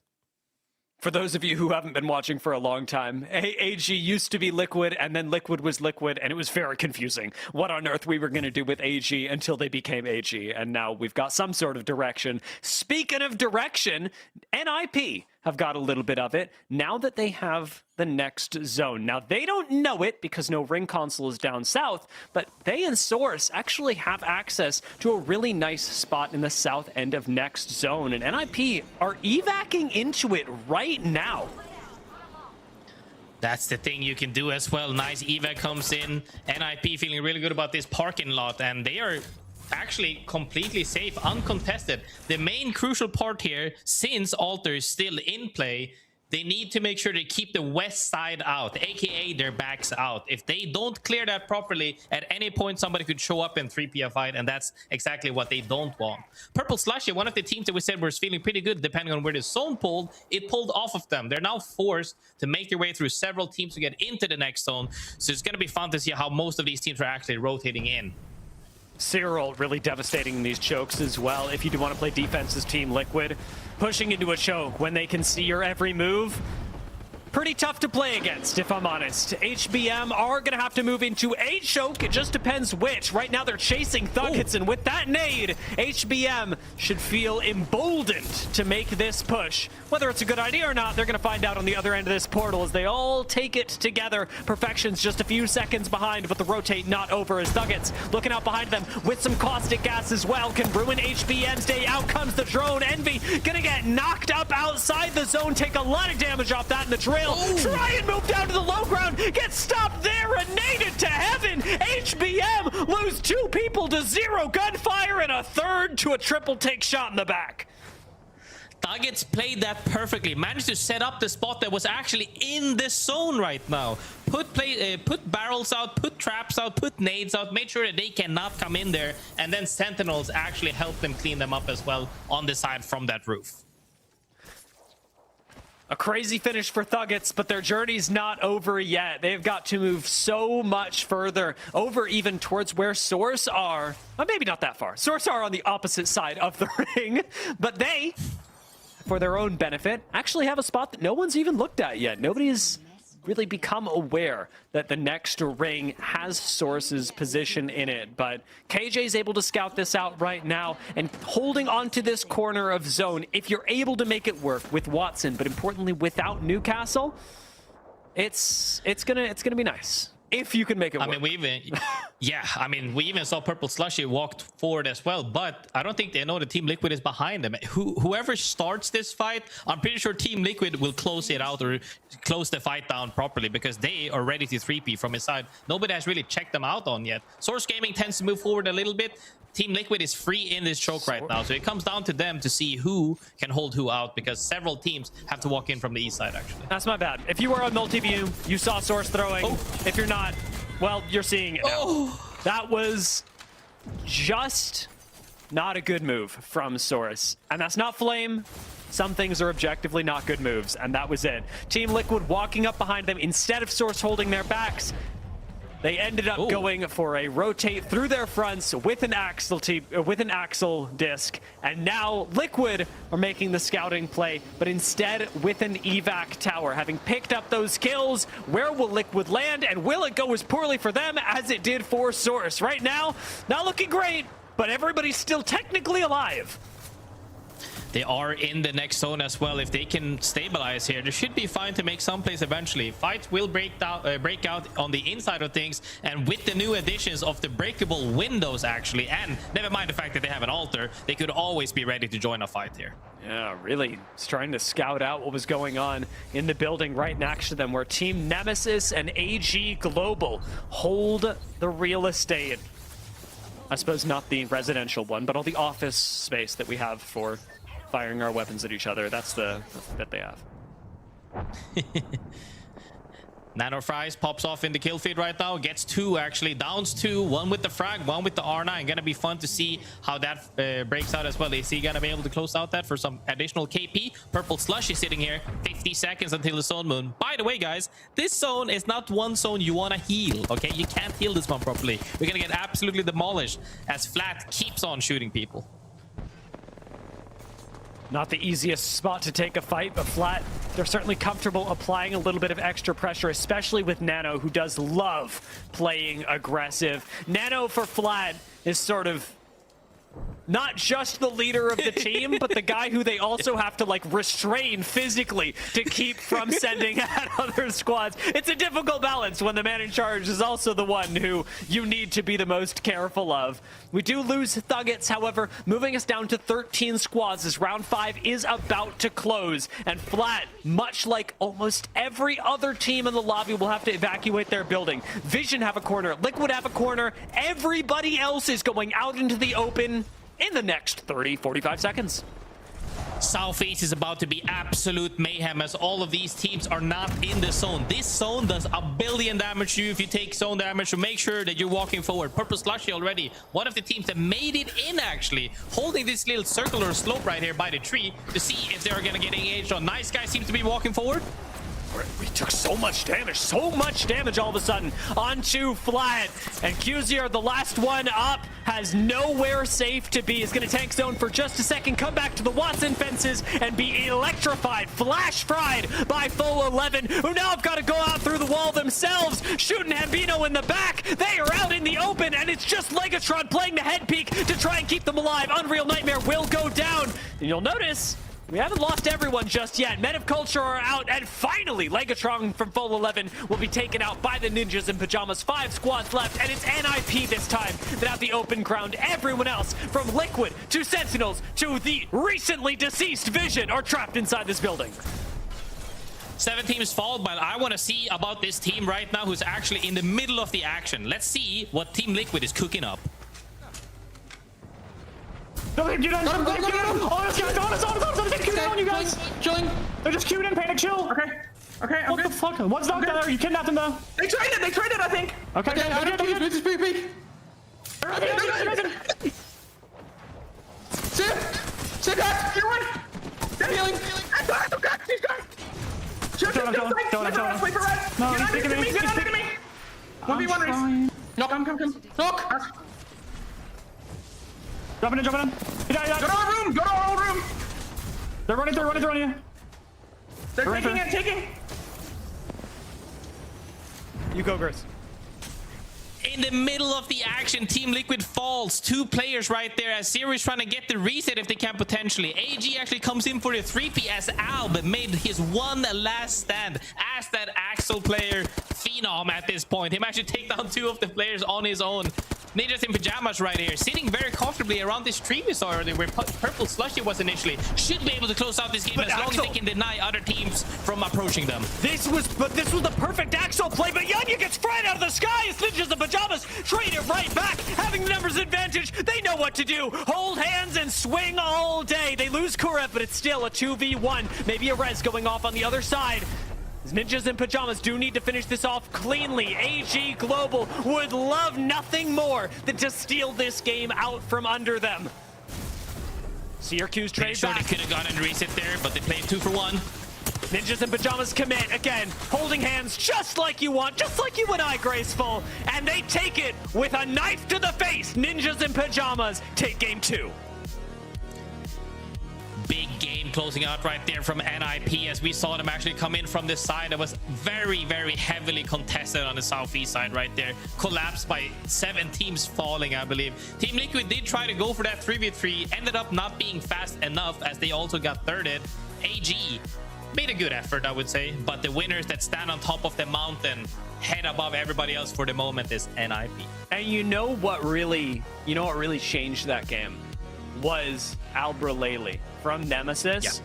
Yeah. A player that should never have been able to turn that around, should never have been able to one-clip somebody from the side of Team Liquid. I'm not going to say it completely ruins the game. It was a tough game. AG probably third party that anyway, but does it make their game maybe not 1 billion, 1,000 times harder? It absolutely does. Team Liquid end up falling third despite that. Few kill points going their way. A good game, but AG Global and Ninjas in Pyjamas especially trounce that. NIP, just like we were talking about with Mav, an incredibly controlled team, the team that he had to watch, and the team that ultimately wins game number 2. I mean, that was an explosive game for sure, but one thing that'll be less of in the future for sure, as Alter gets banned now. Crypto and Alter is officially banned for the moment of this series. That will make things a lot less volatile. While sure, Axel does improve the pacing of fights drastically, without Alter being able to either get proper resets or go straight up through walls, it will slow down the fights in general. Well, we've been looking at these games from our perspective, of course. Like we talk about, there are always so many more perspectives, so many fun comms that you can catch a glimpse of. And you've got that opportunity with ALGS Multiview, a budding feature of the ALGS website where you can go and check out what players, what teams interest you most, what angles on a fight and approaches you want to learn from, take notes on, and have a little bit of fun with. This is, of course, a feature that is still in beta, so remember, hit the feedback button that you've got. If I remember it right, it's in the bottom left, but look around because I might not be remembering exactly where the button is. Draw, of course, enjoy, share with your friends, but most importantly, check out ALGS Multiview and the amazing features that it has to offer, because it really is the best, most customized way that you can watch the ALGS. It has been a fantastic way to do so with you, Graceful. That's my favorite way to watch the ALGS, and the one that I'll get to continue doing once we come back from a short break.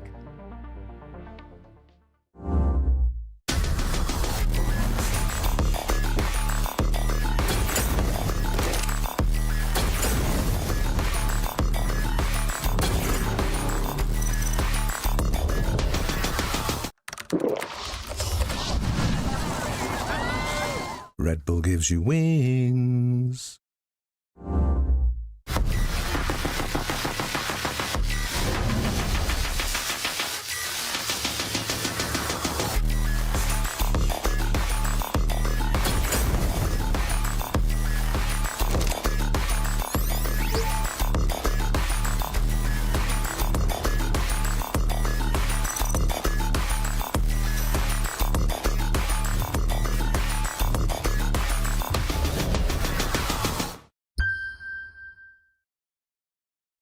everyone, it's Dia here, and I've got a very special update to share with you all. Heading into Year 6, the ALGS team have been working hard behind the scenes to make the viewing experience better than ever. Let me show you around the newest addition to the ALGS website, the ALGS Multiview. After signing in with your EA account, you'll be able to watch up to 12 streams at once during every single ALGS event. Each team has its own dedicated observer and comms that you can listen to. Viewers will even be able to vote for which player's POV they want to watch. You can customize your layout, add custom Twitch streams, and even draw over them with built-in tools. Team and individual stats will be easily accessible in the sidebar, updating in real time. And just like on Twitch, you can clip your favorite moments as they happen. And yes, you are still eligible for Twitch drops. Now keep in mind that the ALGS Multiview tool is still in beta, so as we continue improving the experience, we want your feedback. Please share it using the button that you'll find in the bottom right of your screen. Now this tool is free to use, and it'll be available for every single ALGS event. So log on, find your favorite POVs, and tune in for the best viewing experience that ALGS has to offer.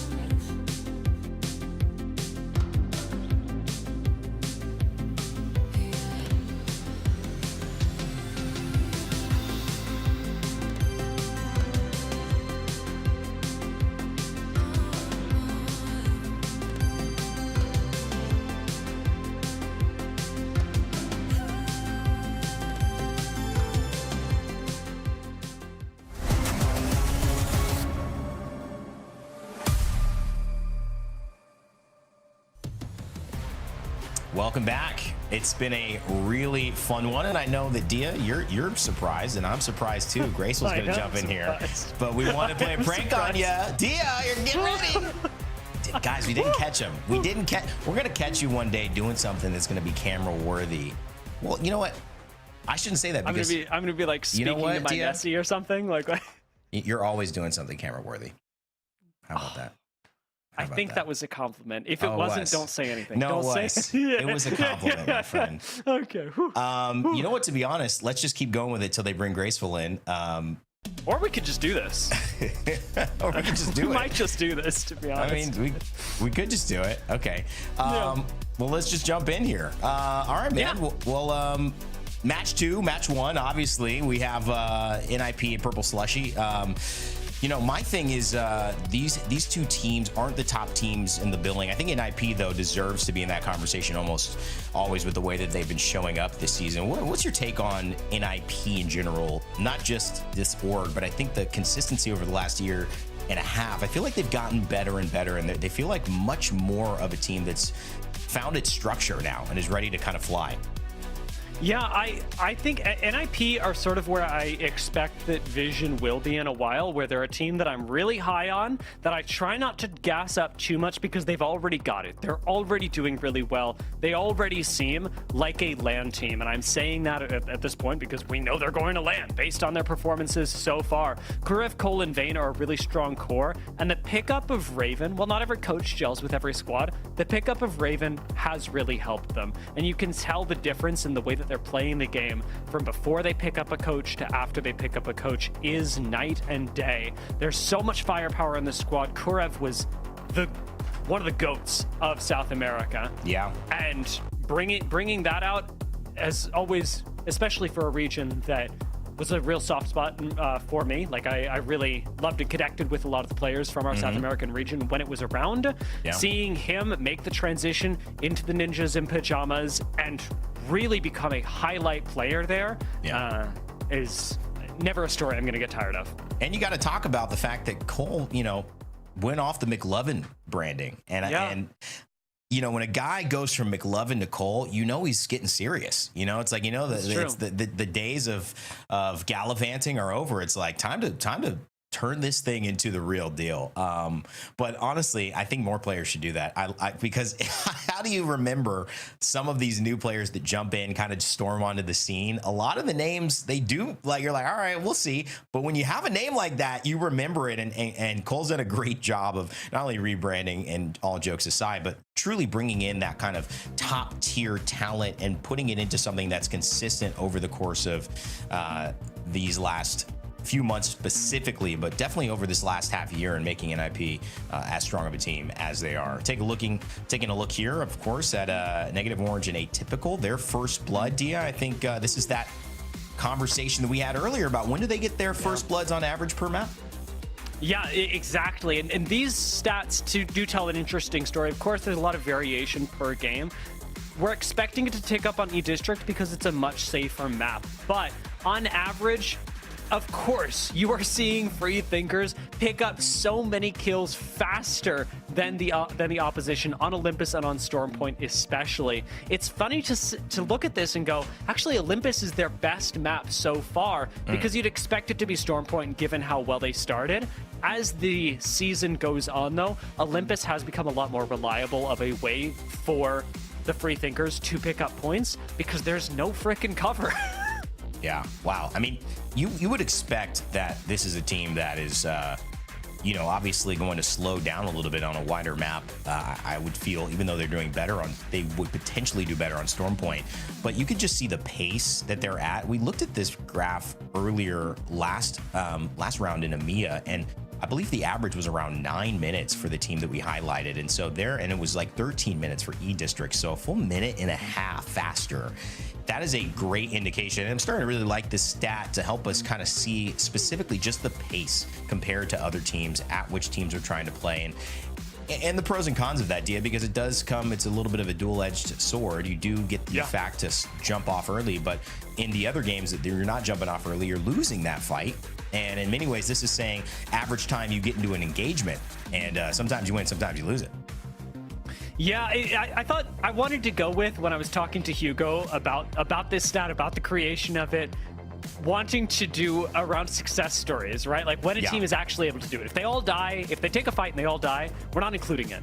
Because it's about how quickly you can become successful in fights. And that's really what we want to focus on, is the teams and when they're able to find success and how quickly they are able to do that on what maps. Specifically kills, is because it's so important. It translates into points. And we're seeing that with Ninjas and Pyjamas, their kills on average are much higher. It's not just that they are winning games. It's not just that they're able to manufacture getting first place.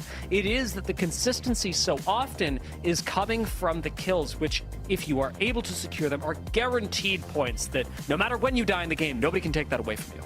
I think it also says an interesting story, and maybe these are just one or two off, right? Knocks and kills, but to be first in knocks, third in kills, showing how aggressive that they are. I mean, nobody else on the lobby is knocking. To me, that implies that this team is getting to good spots and turning their attention to vulnerable teams, especially when it's like they're in zone or they're in a position where they have an advantage. Long range, high pressure fights that aren't being finished to get the kills, but are contributing to putting other teams in bad spots, whether they get that final KP or not. And I think that's a great sign for NIP playing the game the way it should. Crypto being banned here now opens up the door for E-District, with Alter being banned as well, to maybe see a little bit of Axel jump in on this final game. But as these players get ready, it's gonna be more so about playing the fundamentals. As we've seen, Europe went away from Axel, but they played the fundamentals of this game, and it worked out for a lot of the teams that had already been successful. Can we see the Falcons, the Team Liquids, the teams that are really jumping into this character, find another second, third place, maybe even a first place here? We'll have to find out as the game about to load in. And Dia, from what I'm looking at character select, there's already a lot of Axels in this lobby. Yeah, in North America, the big question for me has been, will Axel survive to Olympus? Because I want to see this legend on Olympus like we did in EMEA, but on the Americas level, where teams are so much more comfortable, so much more excited about this legend than they are across the pond. As it is, moving into this game, she is not the most picked. Mad Maggie will be banned after game 3, and we've still got Watson and Axel. Dude, how did you know that? After that. Did you count that fast? I'm just, yeah. Did you count while talking? Speed counting championship. Oh my goodness.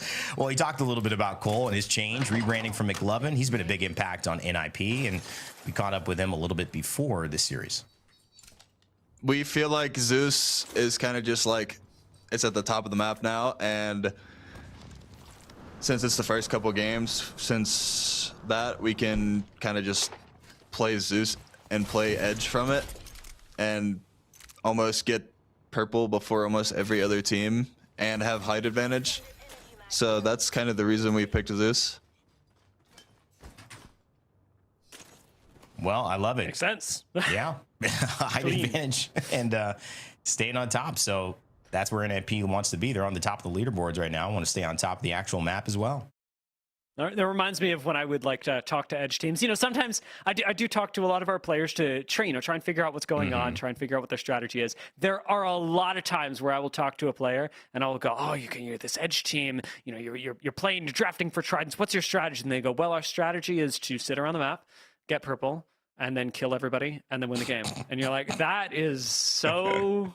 Cool. That is so cool. I mean, mine too, bro. Mine too. Wow. Yeah. Who else? I mean, that's a good strategy. And anybody else trying that strategy? Yeah. Why? How come nobody else is running this? Hold on. Yeah, you know, we're trying to really get to the final zone and get some kills and you know, win. That's really what we want to do.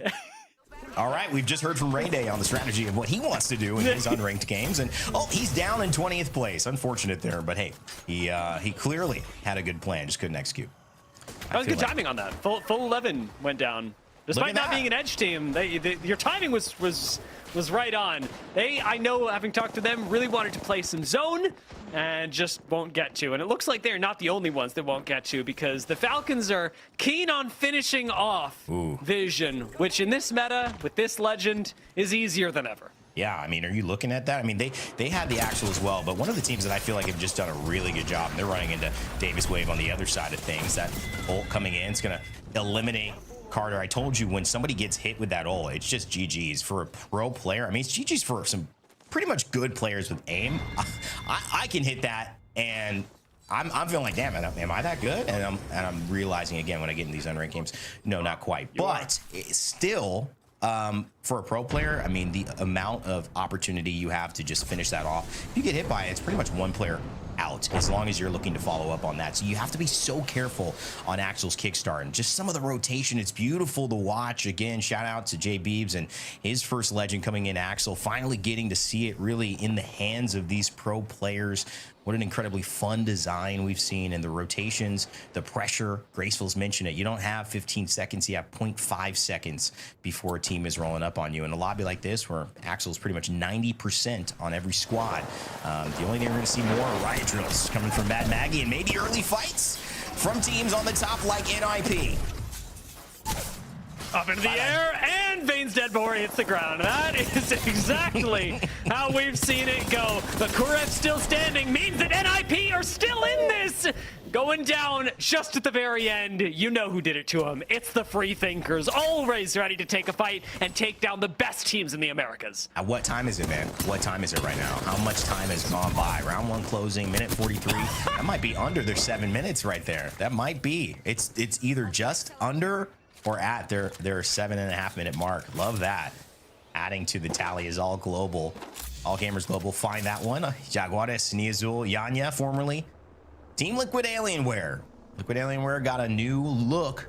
That's Zero Squad now with Panic, and kind of rebranding for the future. There's the future hold for that team, we don't know, but a team that's already been in the conversations for years.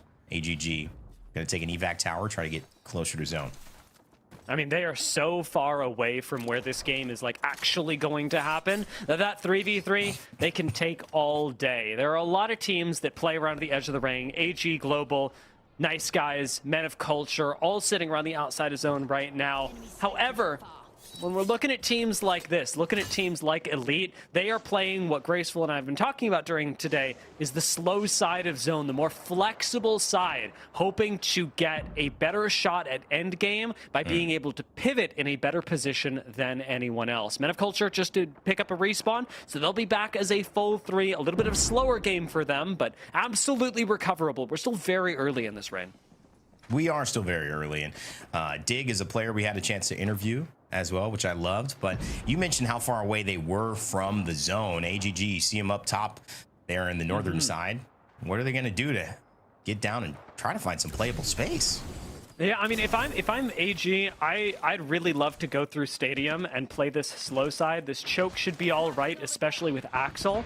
It can be a little bit risky, but always evacing from right here is an option as well if you want to avoid having to straight rotate in. The slow side that I was talking about, though, is something to keep your eyes on. Elite and Free Thinkers down here should have a really good game from this position. Nemesis, the other team that I'd like to highlight as having one of the better positions, as they get to all collectively gatekeep this choke, and then also, as we can already tell, have a really good spot in this upcoming zone that very, very few teams have information on.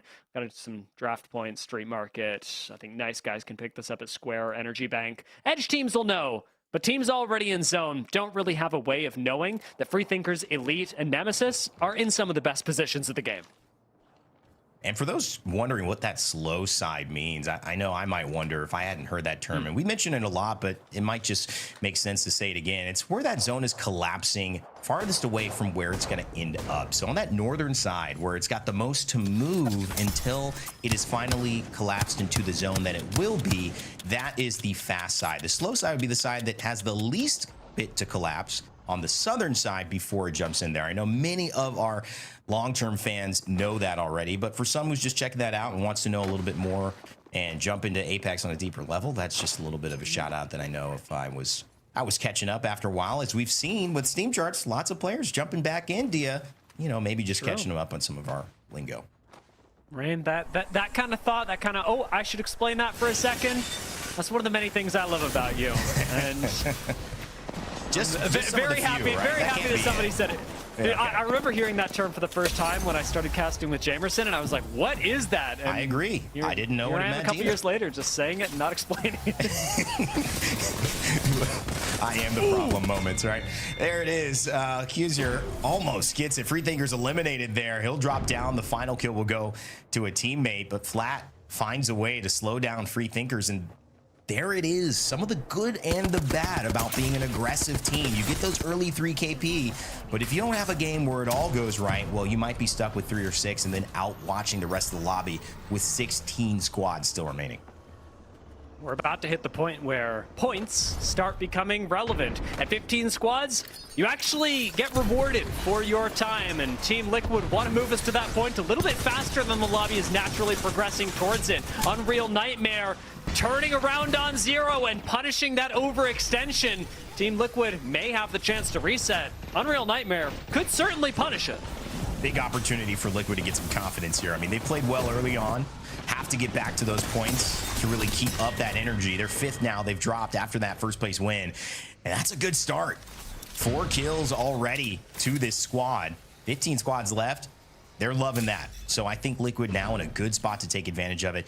And when I mentioned that they were investing and we went away from the original iteration of Liquid, which was Yanya Nia Azul Jaguares for so many years, I think it was an organization saying, we think Zero can lead us to a place that we haven't been before, get us over the hill. And Panic and Sykes proven, but still, he's determined to get to that mountaintop again. And when you have Panic, a guy who's got just young talent, needing to be molded by somebody who's been there and done that, I can't think of a better squad to invest in. Now, will that investment pay off? That's always the gamble, but Liquid, I think, have made a clear decision where they want to move as an organization within Apex, and they're setting up for the long term. So in many ways, how well they do today is important, but it's not more important, I would think, than, you know, accomplishing what they want to do by next year's championship.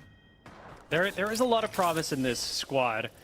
I mean, I'm excited for where Liquid can go. I am wondering how they get there. It has been a long, slow, and for many fans, painful journey for Team Liquid, from going into champs to being a good team, but not the greatest team in the Americas, and not by a significantly long shot. Liquid have a long way to go to regain the trust of fans who, not from the organization's perspective, but from the players' perspective, expect top performances when you are putting Sykes, Panic, and Zero on a roster. It's one of those situations where it's kind of a super team, and anything but first can feel like not what you were planning for. It's just underwhelming. Yeah, it's a great way to put it. Some teams, like we mentioned, it's different boxes to check. Some teams trying to stay in Pro League, some teams trying to win championships. Liquid, unfortunately, with their pedigree, needs to be winning championships. Purple Slushy trying to get into that conversation, though. Crook has been there, trying to do it with a whole new roster, see if they can make things happen as we take a listen in with a Kraber in the hands of Crook. We can walk up to the bridge, right? Maybe. He might have seen me. No. We need to hold on our walk in. We need to play from here and queue into the bridge after we. Okay. They see me. I'm gonna wait for you to Kraber one, and then I'm gonna peek. What's on the roof? He's peeking high. And hit him. Hit blues. Yeah. He was attack. Okay. He's playing staircase heady. Backing up a little bit. Yeah. Okay, ready? I'm gonna queue us here soon. We need to walk up to this queue and take it. Yeah. We just need to We're sliding into the bridge. We slide into the bridge. I'm going now. Yeah. I got cracked. I'm gonna be late. Yeah. We have to fight them, Crook. Another attack. Got an attack down. Turn around from here. Can't jet on me. We're good. I'm turning around. Maybe stick me, bro. Yeah, I'm holding. I'm holding. You can res. Holding. Oh, okay. Shit. I can't rest. Nate blocking. Just swing your back. Rest 50, 100. Yeah, there's one back too. I'm on about. I'm trying to get out. We're good up here, maybe. No, I'm probably dead. I'm okay for now. I'm dead. They're not doing anything. They're not pushing you. You can rest. They're dying over here. I can't. Purple Slushy, a little miscoordinated there. You could hear it, you could see it. Not quite on the same page about whose job was exactly what they were doing. A lot of conversation and a lot of uncertainty, which Rainday, as we know, has felled many a team. Could even fell Falcons now as Team Liquid start rocking up on them. Those are some nice moves from Zero, but he gets himself right into a crossfire. Now it's Sykes against the literal world. It's not just Falcons, everyone is looking at him, and Team Nemesis can collect so many more kills than they bargained for. Falcons are gonna eat the nade. Liquid go down, and Falcons living, perhaps not to another day, but at least another few seconds. Al being greedy as heck right now, and it's a smart play because he's making Falcon's life terrible. This is something that, when Hal looks back at the VOD, is going to hate. Nemesis has been the Nemesis for a lot of these teams in their rotation paths. We've seen it in scrims this week, and we're literally seeing it now. If you look at where Alberlelli is compared to the rest of his teammates, he is literally half a map away from the next teammate, and then half a map again from the third teammate. He is playing as a solo, just ruining Falcons' day. They've won the fight versus Liquid. This is Alberlelli ruining Falcons' day, and it's going to be up to Hal to do something crazy to get out, and Al is not going to let his former teammate get away with it.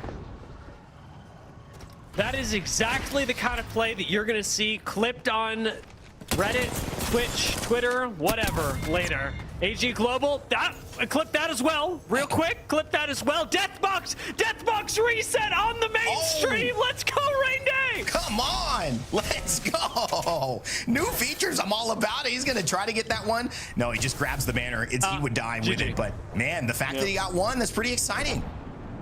Will it last? Yeah, we're going to clip that, show it off on tomorrow's broadcast, and have the casters go. But they clipped a guy dying. I don't think they can make it. I don't understand. Yeah. Yanya. He's dead. I don't know. Nice try. It was a good attempt, Dia, but it couldn't make it out. They got stuck with the wall rotating right as they were trying to push, so that was really unlucky. I did want to, I think we have time. I think we have a moment, as this is round 5, but everybody seems pretty calm. Albus caught a lot of flack from Hal this week. For his approach to scrims, for his approach to playing the game as a fight. Hal's mentioned a couple times that if Alb's not fighting, the game doesn't mean anything. He doesn't know how to play outside of fighting. That's what those are Hal's words, not mine. But it feels pretty true when we see the game play out like that. And I have to say, in this meta, it's really working out for Alb. Even the last time these groups faced, without the new legend of Axel in the mix.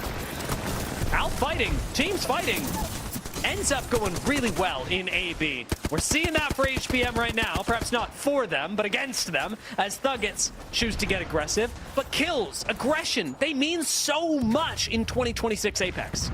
Well, you know, and I think that when you lean more onto the conversation between Hal and Al, is a great nade, slides him into some kills there by Dan Mantic, and Thuggets doing well. I think Nemesis have just been a problem because of that exact thing. Everyone wants you to play a way that they feel the game should be played. And how they hope they get you back is you don't make it to LAN, you don't make it to finals lobby, and we don't have to deal with you because you played the wrong way, and guess what? You didn't make it. But every moment up until then, they're a problem. And so do you go for that long-term play, like, see, it didn't work? Or do you try to deal with it in the moment? Because it is something that Alb is going to do. There's a level of confidence and ego we talk about in American players.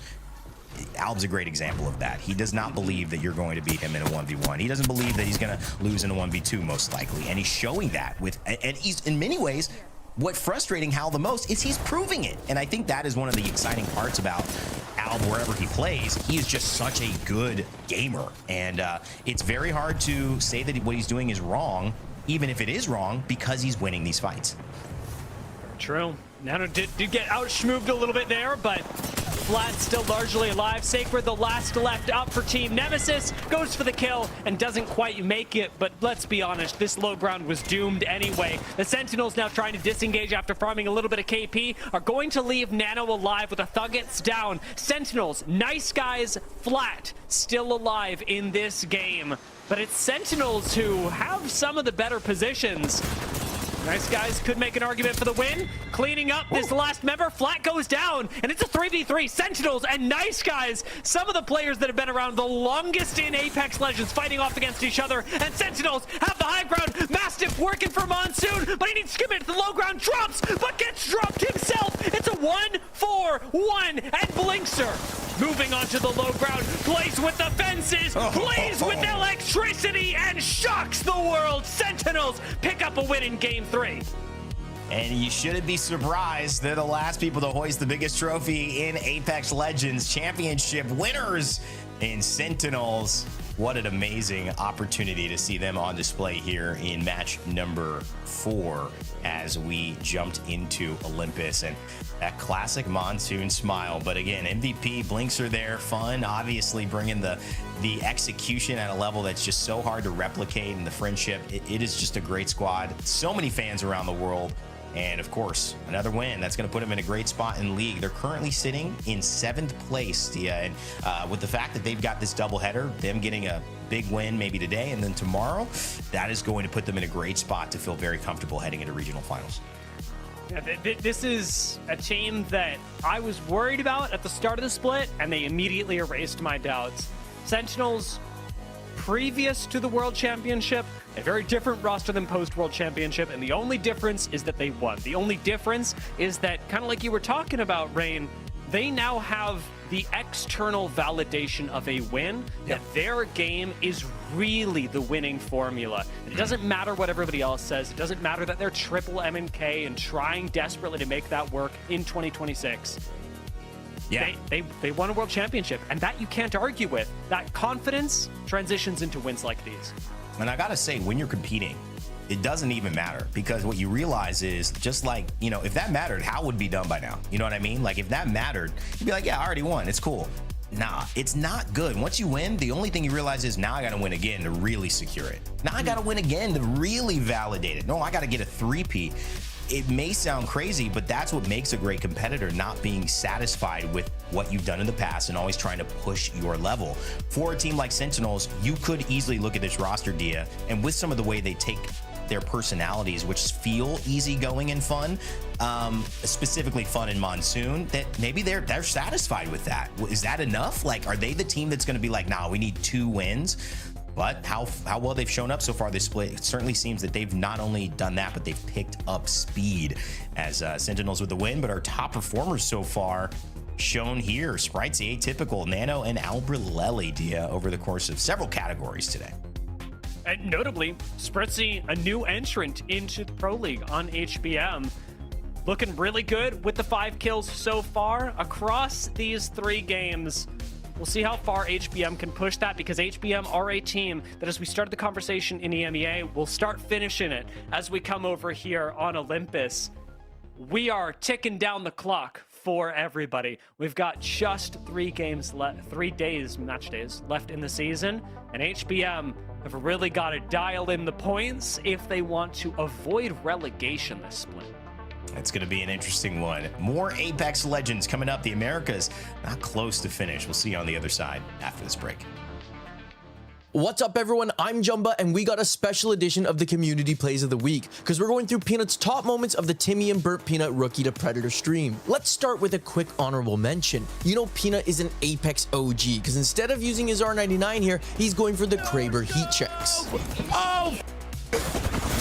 Oh no, it's got him! I got him!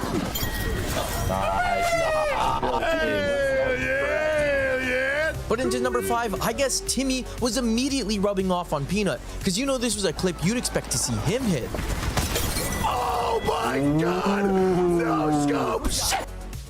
Did you see that? Did you see that? I saw that. We're cooking, boys! We're cooking! Oh.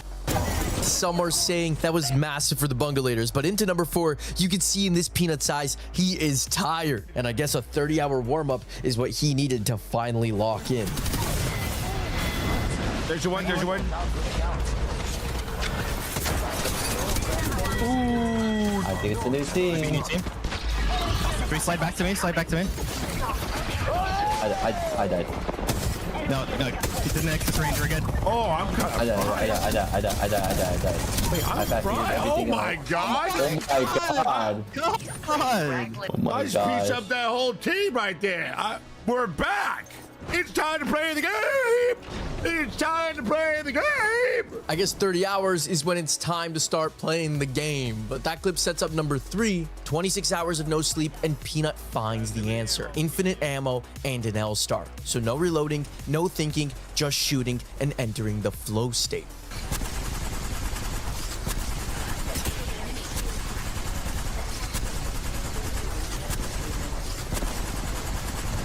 What's up? That guy's one. That one. I'll res. Yeah, you just hold the height. One push out. He's right here. He's low. Yeah, if you need to back up. If you need to. Another one low. Oh. Got one. Bang low, crack. Got two. That's one outside. He ran outside. You guys. Rest quick. I'll res. Go get him, Peanut. Come on. I'm on it, boss.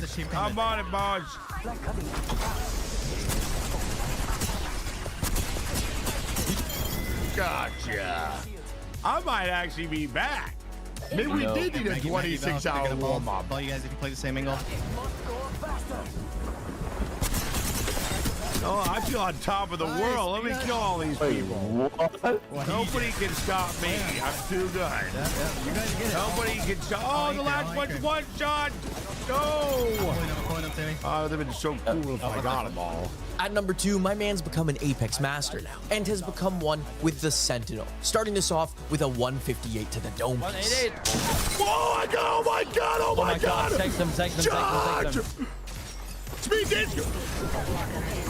Oh, they're on top of each other. Go. Two down! 19. You get right here. Oh my god! Oh my god! I'm insane! And after that, you gotta be wondering what could possibly take number 1. Well, surely it could only be topped by Peanut fulfilling the prophecy. Fulfilled the prophecy. It is the slingshot. So I went back to the lobby. I'll still stay in and requeue. Nah, you go, lobby. It is the prophecy. Yeah, I don't know. As the prophecy foretold. As the prophecy foretold. In case you missed it, let's play it back in slow motion one time. Peanut literally lifts off his seat. So I went back to the lobby. And that's your Burnt Peanut Top 5s. A huge thank you to Peanut for letting us at ALGS use his clips. You can find him obviously on all socials at The Burnt Peanut. And also, if you'd like, you can find me anywhere at JumbaGW. Finally, make sure to go to the community tab on the ALGS website and submit your clips so you can be featured in the next one.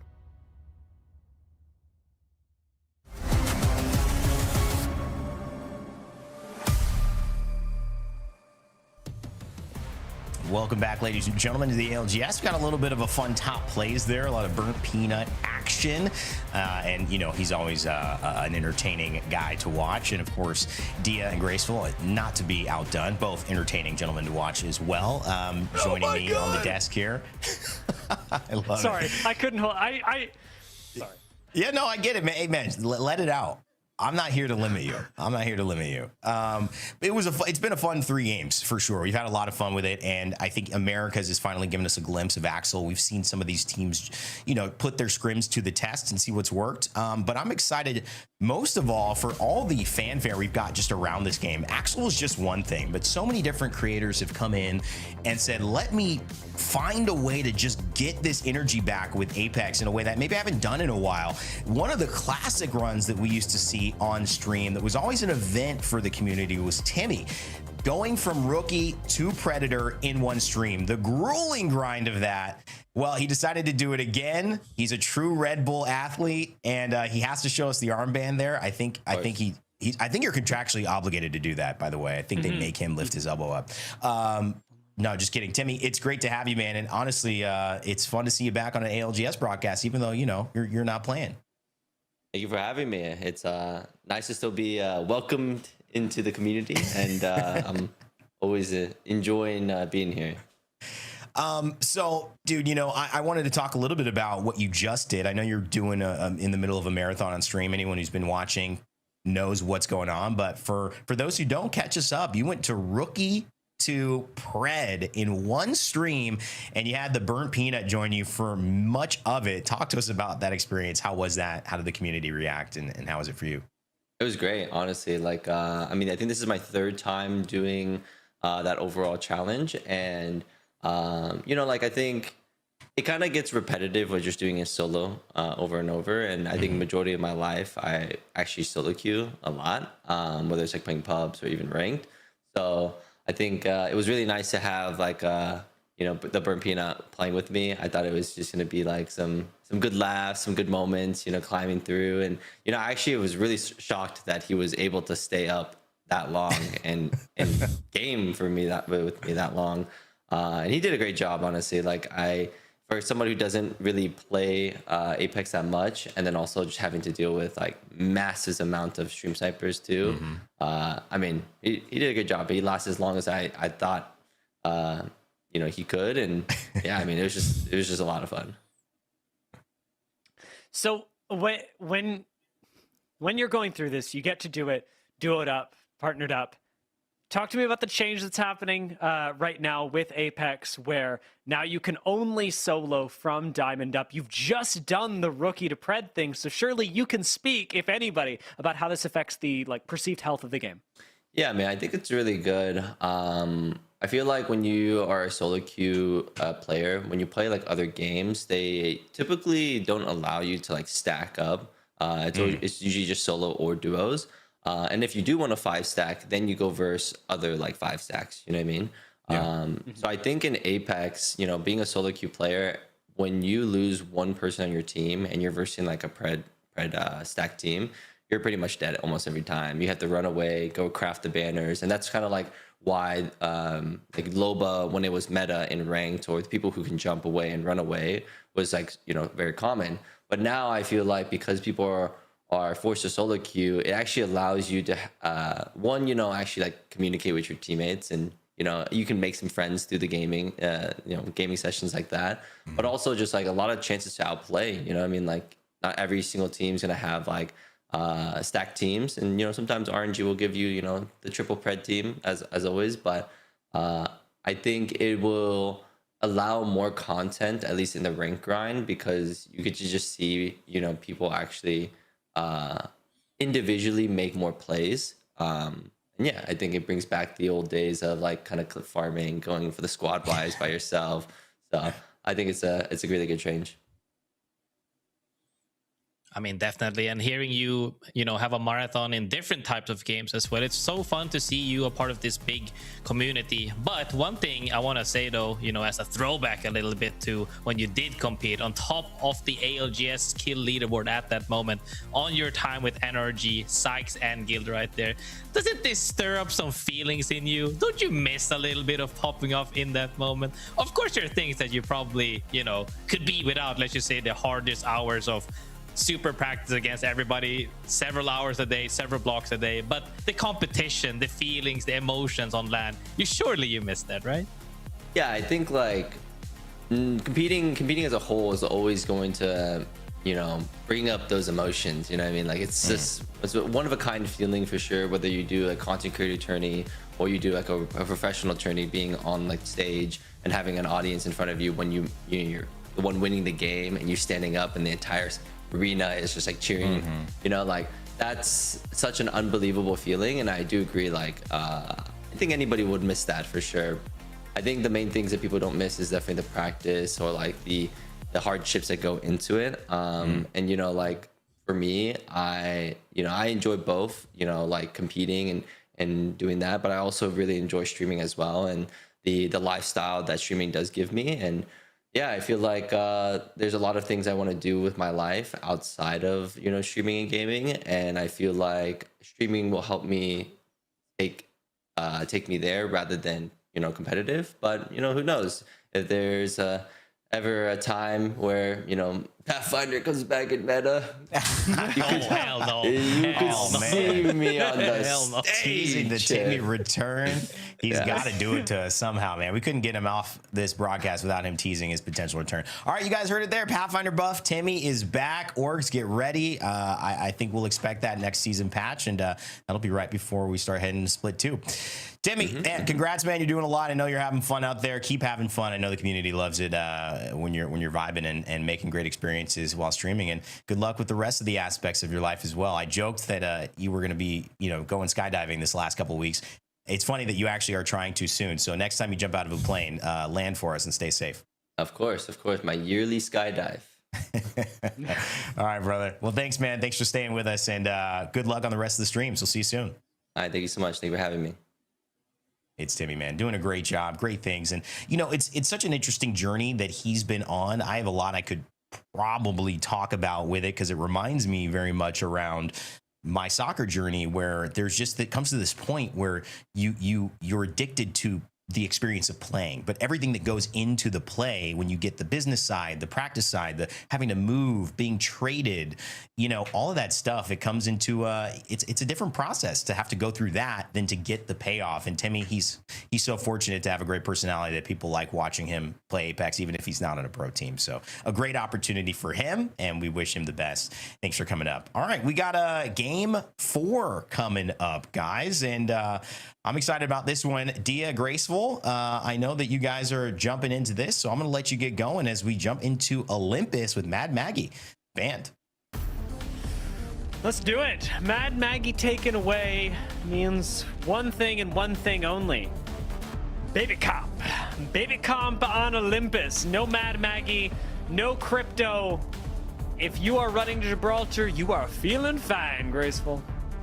I mean, and no tridents, mind you. So you have to keep in mind that the macro might change a little bit. We did see several swings with that Axel Q through doorways and straight roads. Now we'll see them on the long slopes of Olympus. It's going to be a ton of fun to see how teams utilize her on this map. Now, as we start things off, you'll remember the Rift Zone that we had last match day, a few hours ago on Olympus. Yeah. In their AB, we have got to keep our eyes on what goes on there, because if we get a Rift Zone, we saw an incredible amount of chaos around rotations through the phase driver in the middle of the map. That can absolutely end teams' games cold. As we get into the latter half, though, currently and silently, Flat are leading this lobby, and that is not what I expected to be saying. I mean, honestly, I'm not too shocked about it, because as you said as well, somebody got to hold back Nano. And when you come to that point where the aggressiveness is really leading the American region as we see it, so many people are really, really utilizing the new legend so well as well. And I think, you know, Alb is the one person in my mind that always stands out, you know, testing new legends, seeing to which heights he can take them. Really instrumental to the growth, in my opinion, of the competitive scene on New Legends, has showcased what he's all about. The way he took out Falcons right there as well, being a nuisance to them, but other people as well, showcasing that, hey, we know how to, you know, play and have movement with her, has been phenomenal. Yeah, we have got a lot of teams that are trying desperately to adjust to this meta, be it with aggression or what have you. But I did get a chance to talk to Burke a little bit earlier, the coach of Full 11, one of the teams that needs to perform today, about how the removal of Tridents is affecting Comp and specifically Olympus right now. Not having the Tridents kind of just forced the baby comp, you know, the Gibby, Newcastle, Valk. The result has been a lot less teams running ring console for a lot of the games in a set, especially the back half. The current meta makes it so that you really don't need to worry about where zone is, which is why a lot of teams aren't running it.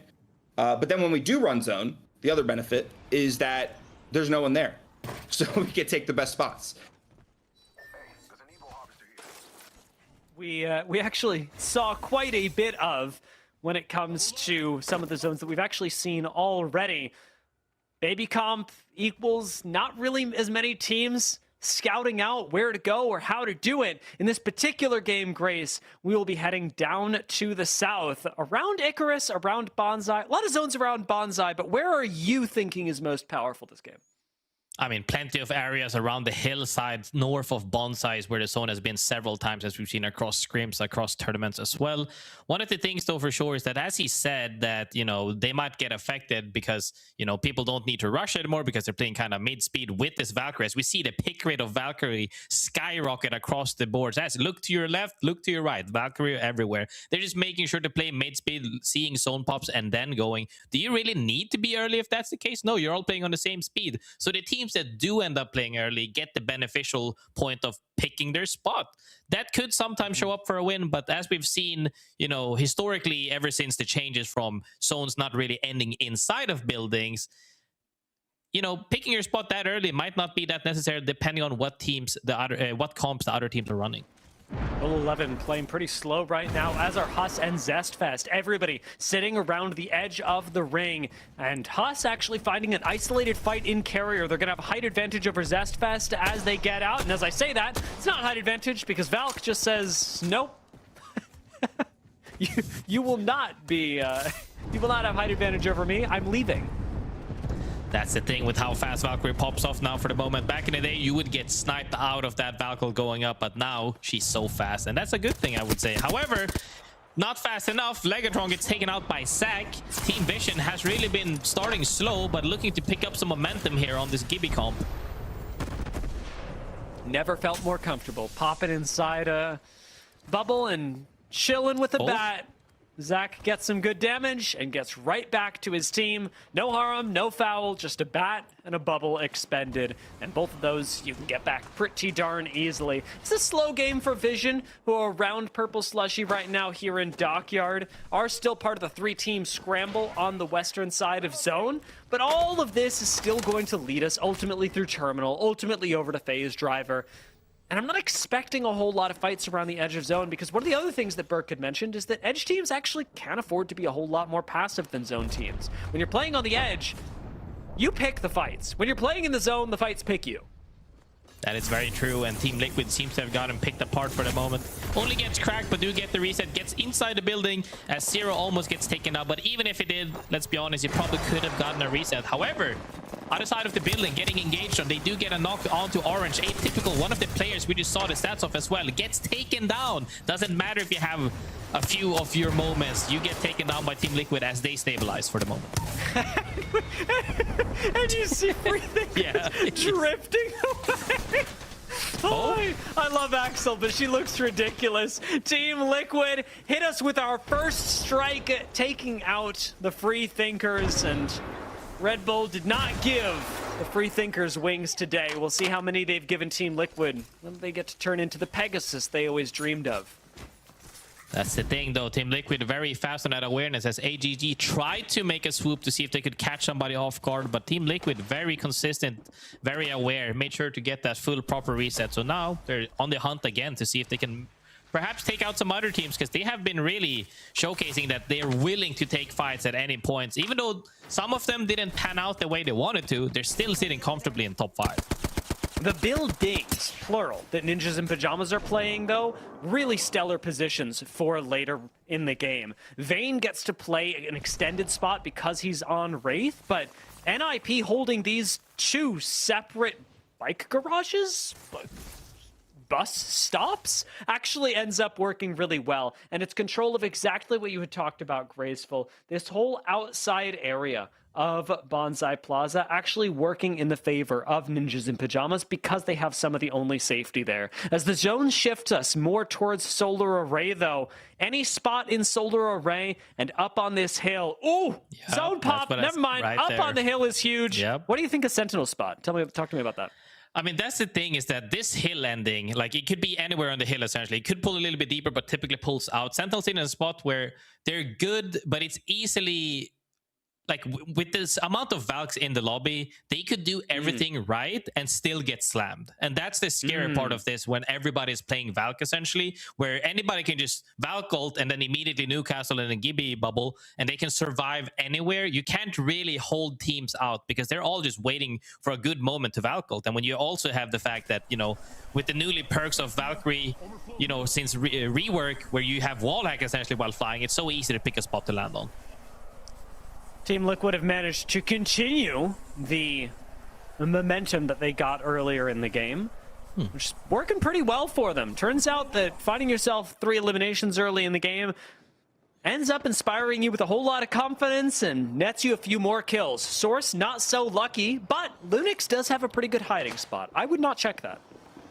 That's the thing, though, with Crypto banned, you can actually rat again. It's a good feeling for sure. Lunix definitely feeling happy about that, but if he's able to get the reset or not, that's a completely different story. Falcons, one of the teams that we have seen time and time again as well, found themselves in a neat spot to where they're actually in the next zone, as Team Liquid is still looking for kills right now, and Nemesis is in their scopes. They knocked Skittle as well. That is a pretty devastating way to start. Anybody who's been watching Nemesis knows that Skittle is such a crucial part of this team. So crucial, in fact, that they disappear in about half a second between Liquid and AG Global. 2 fried from Team Liquid again as they get aggressive on finishing off AG Global's remaining members, and there is 1 left standing. Yan Yan Jaguar is down, leaving the recent joiner, Neazul, holding, maybe not their banners, but their pride. That's the thing, though, when you have 2 teams really prowling for kills on the same side, one of you is gonna overextend, and that ended up being AGG getting punished by Team Liquid for that for sure. Team Liquid feeling really good about this. They not only do they have a ton of KP, full purple armor, but also a ton of loot. They're willing to take fights on anybody Valk ulting in late, because those guys might not be prepared for what Team Liquid is dishing out. I think Azul, he got a knock. He didn't get the kill. Source Gaming did manage to find a respawn outside in zone at Summers University. While AG Global, despite getting their knock to the ring, will not actually live to see any KP from it. AG Global have gone out. And now we've got teams like HUSS starting to move in from Terminal. The whole northern side of what remains of this zone going to be pretty complex as it suffers from Olympus's biggest problem, lack of cover. Definitely lack of cover, but if anybody can make it through, it's definitely the comp that's most played in this lobby. 12 of them are all playing the Newcastle, Gibby, and also Valkyrie, and they are more than comfortable playing that way. Even with the Watson, you're still more than happy to land in the open to play, have a playable area. However, Zone just showcased as well, it is indeed going up the hill. HBM right now is in triple blue, looking to take a fight as they already see a down as well. Soviet already having been knocked, have HBM on the prowl. Spritzy, our kill leader so far today, will help clutch things up against full 11. And now needs to get to safety as Perfections, their support has been knocked on the low ground. Not a whole lot of ways to recover a Newcastle in this position. But in comes Envy to try and do it. Unfortunately gets cut off. And we've got Hambino moving in, tag teaming to try and take out HBM. Envy's still up, but now in a very dangerous position up against Nocturnal, who manages with the 30-30 to find a shot to the dome. We finally got some reses coming in with Perfections up. This should be a clean reset, but it's not. He gets re-knocked. And it's all nightmares. It's all nightmares all the time for anybody but Nice Guys. Nice Guy says, not on my watch, as they walk up to see if they can finish the job, and they get all that juicy loot as well. People are walking in right now with the TPs coming out. Falcon, on the other side of things, is relaxing on the western side of things as the zone is moving in 12 seconds. They have an area where they can play, but they are looking to see if they can actually opt to hold teams out. Let's have a listen in with Falcons to see what they're actually thinking about. I'm coming to group with you, House, so I can Valkyrie. I think we have to Valkyrie. Okay. Yeah. I think we have to Valkyrie and see like what's open. Now? Yeah. Yeah, now. If that one spot that we could play here, like it might be open. Yeah, Can you I'm check flying that? straight that way. Checking it right now. I'm splitting. I'm scanning out people. Okay, what about right side? No. Where do you think we can go? There's only 2 people building. I'm not gonna die. I'm just out of there. I'm dead I'm out going there. building. I'm letting on me. Letting on me. The fuck are you? Come here. On height. Pull me. Yeah, I'm pulling you. On height. There's no one on height. Yeah. Pull out here. Come. Yeah, I will. I'm bubbling. I'm getting to the bubble now. Yeah, we have all height. I don't have fucking bub. I don't have bub. Okay. We can't let a team like take up behind us. We need to go up there now. I think we should go up there. No? Yeah, I think we should. I think we should. I don't have bub. I don't have bub. Look all. Yeah, look his zone. Good shit. Yeah. Good shit, Walty. That's fine. You gotta shoot those guys across. Yeah, man. Just longbow the fuck out of those guys. That's all you need to do. Cleared out their backs and immediately Valksots in. Was a little bit shifty, but they made it happen. Now they're at the absolute height of the bridge. The zone doesn't end on top of them, but they're actually in a good spot to late drop past that bridge after the zone has closed fully. So we're definitely going to see if they can make something happen later on, as the only team that is shooting at them currently shouldn't be able to shoot them later on.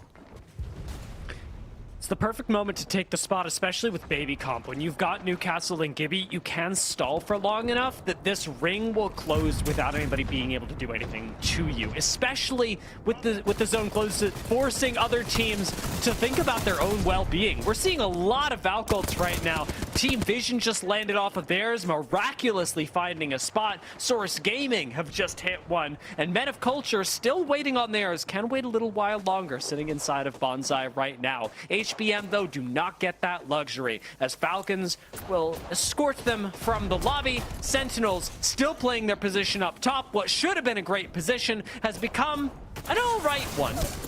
But it's got problems, and they've got more problems now. Blink gets one clipped while Flat go down. Our #1 squad in the lobby suffering a few setbacks. Our #1 team in the world suffering a few as well. Blinks are gonna absorb a Watson ult, even dropped to protect him in the squad, but it's Monsoon that's gone down, and everything is getting thrown at Sentinels right now. These teams smell weakness, and Sentinels are not immune from being sent because of it. Sentinels get caught in the open, actually. As you said, got one Magna Cross walking in the open, as Falcons is also looking to see if they can get a piece of that meat. However, NIP repositions properly just to see if they can get a little bit closer towards the zone as the TP comes out from Vayne. Let's see if they can place it in a good spot to where they can actually survive. For the moment, it's going to be tough, but with the help of Gibby and Watson, should be able to stall for at least a little bit. Elite NA out. Falcons starting the fight of their own. Might even be looking at this one as the ninjas in pajamas move up on Unreal Nightmare. Peacekeeper in bubble fights, devastating. And to lose Sentinels, to me, somehow even more so. Sentinels falling here, no bubble on ninjas in pajamas. We've got a minute left on this zone close, and it does not look like things are calming down. Out goes the Watson fence, down goes the bubble. Unreal Nightmare, they've been forced to expend a cooldown, and it should be time for NIP to strike. Nice Guys outside of Bonsai take a fight of their own and win it up against Purple Slushy, while inside, NIP still posture. Nice Guys right there. Cody coming in with the schmovement on those Watson's fences as well. Gets the 2/3 with the perimeter. And now we saw, however, NIP managed to survive that Gibby barrage right there on the outside, where surviving that ult led to the team on the inside getting aped, actually. Made them stall enough to where they're stabilized fully, as Nice Guys is holding a little bit further up on the northern side. Things are gonna not pan out for them in about 20 seconds, as Nice Guys will be moving into the zone, as other teams have to walk in their crossfire.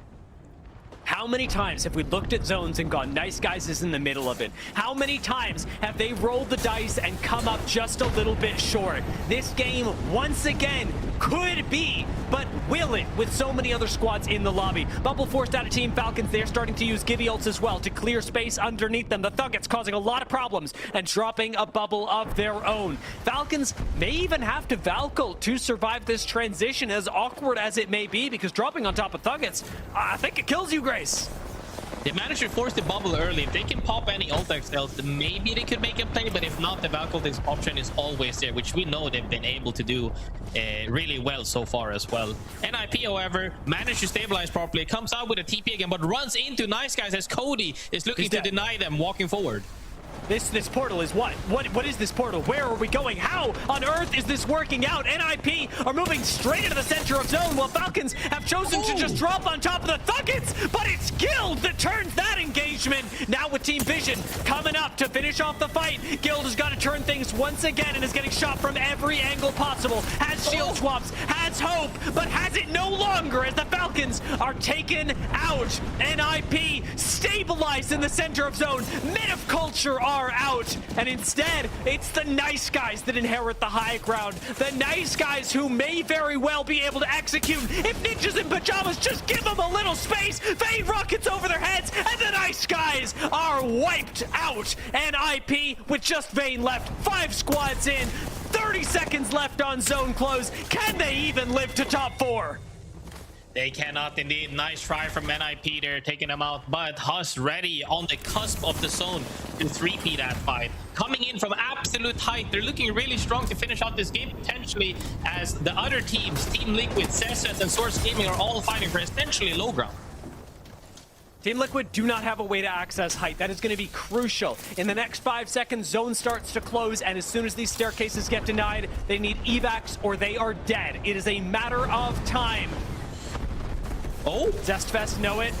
HUSS fighting for the high ground, but Source don't want to push this. Source can't give up the middle ground. We got 3, 4 tiers going on right now, and we're going to cut them out one by one as the zone closes in. That might have been the opening Source Gaming needed to close out this game. Letting them reset could be devastating for them if they can't close out this fight on top right now. Sure, they might have had the middle ground, but if they don't win this fight, they lose the game regardless. They have to make sure that the other team drops down or they wipe them. And right now, that reset looked really costly to them. Liquid are being taken out. Zestfest took this fight slowly. Another bubble from them. It's Zero playing the hero. Panic. One shot gets taken out. And now Zestfest have to recover on low ground. Source have dropped, and that has let HUSS take the high ground. This should, on paper, be a HUSS win, because graceful to me, it looks like everyone else chose to play for second. There's no way HUSS doesn't win here. They literally can just not shoot their gun and still win, as Zestfest gets taken out for 3rd place. HUSS is looking very happy with that. Managed to get the reset because Source Gaming did. Oh, they're dropping down still. We're going. We're risking it. HUSS go for the 3v2. This can still be turned around to Source. Thunderdome it, but HUSS come in with the devastating Peacekeeper to take game 4.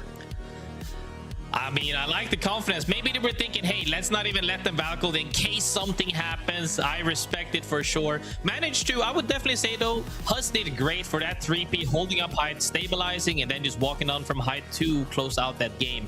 Dupe, Jelly, and Deeds, no strangers to anybody that actually follows the scene. However, I would like to say, Source Gaming, insanely costly mistake from them. When you get that opening and you hear all the teams fighting for low ground, you have to commit to something. You can't wish for the best of both worlds. Either commit to the fight, get the KP better placement, the fight again, and not just pray and eventually get pushed off the cliff to where you can't even win the game. Yeah, I'm in the same boat. Source seemed like they had a shot to win, and they gave that up for 2nd place. I will say, if you're gonna give it up for 2nd place, that is the best way to do it. Dropping onto low ground as opposed to taking the fight for height, because you're pushing onto high ground, you run the risk of losing it. You're jumping onto a low ground fight that's already sort of ended, you're going to get 2nd.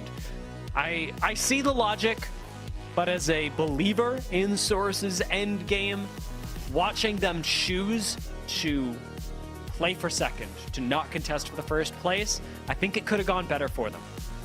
Yeah, most definitely. HUSS, however, takes that first place with 8 kill points. 20 points overall is a super good game. That's one of those games where you're now at the game number 4 and you're feeling good about them, you know, closing out this series for the moment. Let's see if they can keep up that momentum or not, because at the end of the day, you don't really need to win every game. Just make sure you put those points up on the board. Yeah, I mean, Source, you know, they're coming in and obviously they've got a long hill to climb. And, you know, they're sitting 27th out of 30 teams in this league right now. And they need kind of what we saw SJP2 need in that 29th spot in EMEA, where they've got to pretty much win. And then they may not have a chance to hit a high number of points. But if they have great days, because North America has more teams that are actually able to qualify for LAN, they have much more of a chance than a team like SJP2, who had to get top 9. You know, I think that's something that they've obviously probably kept in mind. There's still a long way to go, but jumping up 5 spots from 11th to 6th, you know, guys, we're min-maxing that conversation around them. But I think for them, they're starting to say, hey, we're headed in the right direction. This is kind of what we need today. A couple more games, guys. Let's put it together. And so I love the look at it from both ways. Those are the things they can tune, but also got to be happy with themselves, at least as of now, with where they've put themselves in now what is a 2-series set. Coming out of it, though, guys, I mean, flat. There are leaders, Ninjas and Pyjamas, Sentinels. They've won a game. Liquid got close there as well, Dia, but weren't able to, you know, move it forward. You'd mentioned Nice Guys earlier. Sang, fun fact, actually played with iitzTimmy, who we interviewed at halftime, and some of that burnt peanut kind of run from rookie to predator that he had people joining him on with. I mean, there's a lot of teams here who have, you know, kind of made themselves known, and we still don't have the main narrative of today. Yeah, I mean, NIP are the low-hanging fruit, right? They are the team that is doing the best, that has been doing the best. They are the big winners. And I think part of the thing that we've been contending with on broadcast is that, like you say, we do have more space in Americas. There aren't as many teams struggling for the cutoff, and there aren't as many teams in groups A and B struggling for the cutoff, who have been doing a lot better on average than Group C, where the pressure really gets dialed up. We've got, of course, teams like Buckle Boys that have stepped up. We've got teams like Zest Fest and even Source Gaming, who, given that they got second to that game, have secured their spot a little more securely for regional finals, but it is still 50-50. We've also got Freethinkers, HBM, Men of Culture, and Unreal Nightmare, who are 4 teams that are hard to talk about because they're fighting against relegation. They're not so much fighting for something. It's a little more stick, a little less carrot. Well, and you know, I think you bring up a great point, which is in our league, you have regional finals to qualify for LAN. If you win that, you get a spot at LAN. But the thing is, you have to probably have the confidence to win a game day coming before that. If you don't ever win a series leading up to it, even if you make top 20, it is rare that we've seen a team come from out of the top 20 into it and then win regional finals and get a spot at LAN that way. It is very rare. I'm not sure it's ever happened. And so what I look at when we go back to, let's say, you know, NIP, the main team, but let's talk about a team like Source, you know, who is sitting back in. I think these are the standings as if they happened today, and they stayed this way today. Source is currently in 27th, but that would put them in 22nd. They would need another good day, probably jump up to 15th, 11th, hope to stay there, get a chance at regional finals. But if they won today, guys, that's a hell of a lot of confidence to go into regional finals knowing, hey, we just won a match day. Sure, we may not be in qualification yet, but we can win this regional finals. We can get points from qualification in this regional finals. We're in the right direction. So I think you're right. America doesn't have as much of the, there's really no way out for these teams yet. And Grace, that's an important part, you know, but before we jump into that, I just want to give a shout out to our Apex Creator Tournament Series that is coming up. If you can't get enough of Apex, well, neither can we. We've got the first of the Creator Tournament Series coming at you, and it's on May 29th at 12 p.m. Eastern Time with Bolo. And this is just the first of many running all year long with some familiar pros and a few surprises. You don't want to miss it. This Friday at 12 p.m. Eastern Time. Kind of excited to see this first one and also excited to see who they show up with next. What are those surprises? That like a voice actor, you know, is going to come in and run their own creator tournament? Who knows? Grace, I don't know. I'm ready. Are you running a creator tournament? You haven't told me? No, I mean, it would be a ton of fun, but for sure, I'm just happy to see that they, like you said, with, you know, Steam popping off or Apex popping off in general, creator tournaments happening left and right as well. A lot of people from different games, and not only the people that love Apex dearly are coming and joining the community, and just makes it a so much better place. So I'm all for it. I'm just looking forward to see what surprises are popping up, because at the end of the day, if we all love Apex, we're all a part of the same team. Amen to that. I completely agree. Dia, before we, let you go, any final thoughts on what you've seen so far heading into Game 5? Tee us up for it. I wanted to flag something because you were talking about Source Gaming, something I've just been thinking about back in my head today.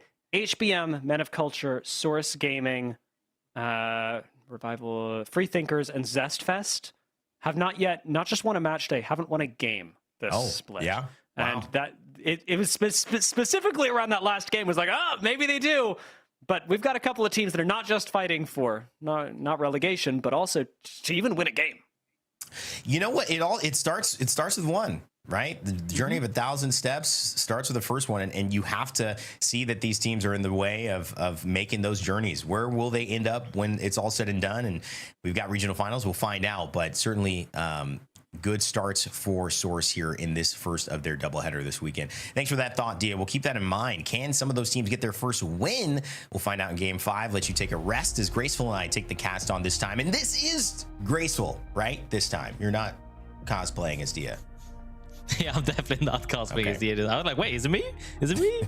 I'm finally here now. Let's get this going. We know you guys are smooth talkers. You guys know everything about the community and all the lovable things. I know gameplay. That's what I'm here for. Let's get into this match. Olympus right now. While we did talk about Source Gaming do good, I would say they did a costly mistake that they could have won that game for sure.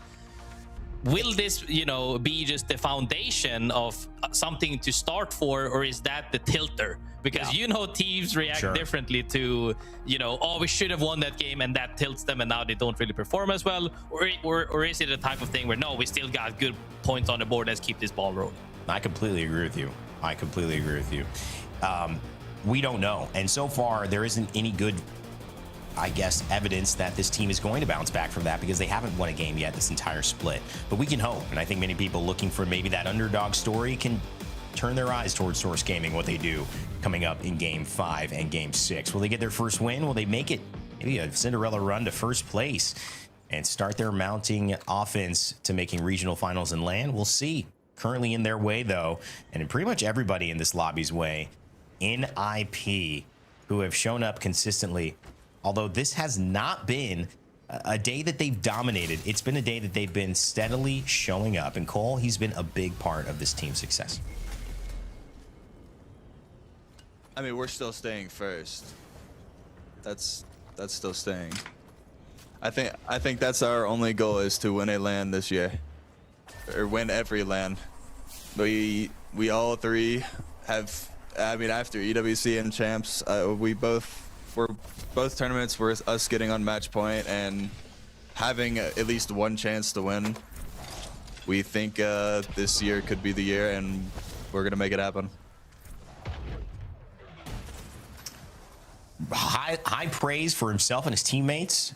It's hard to argue because they are performing so well. They're in the top of the lead right now. They're in a great position. He said it himself. They had chances to win at LAN. They were on match point. Graceful, do you agree? Yeah, most definitely. It's kind of like he's manifesting it, If you're not seeing that vision, who else is going to do it for you? And they are indeed pointing at themselves to say, hey, we can do it. And we all know they can do it. They hit match point.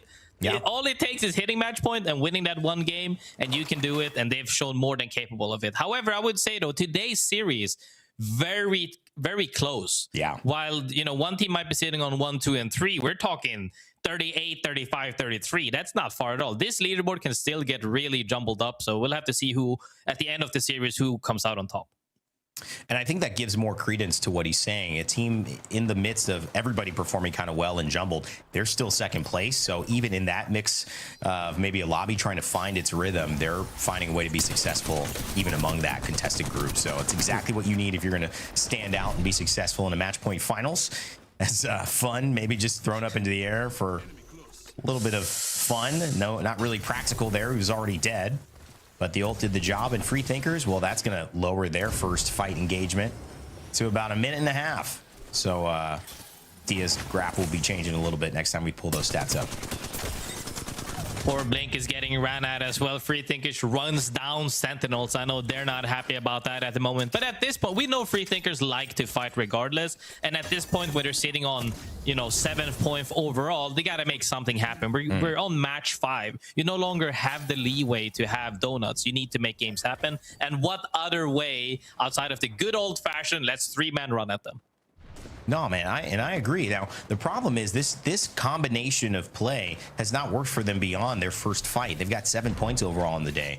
And so can they turn into a team that gets this and then knows when to get off that track and run a little bit slower, run a little bit more methodically, and then use that aggression when there is the right opportunity to be aggressive? That's kind of what we're looking for them to take to the next level, but they'll show us that if they can. HBM right now currently feeling like they're sitting in the middle of zone, and I believe that they are.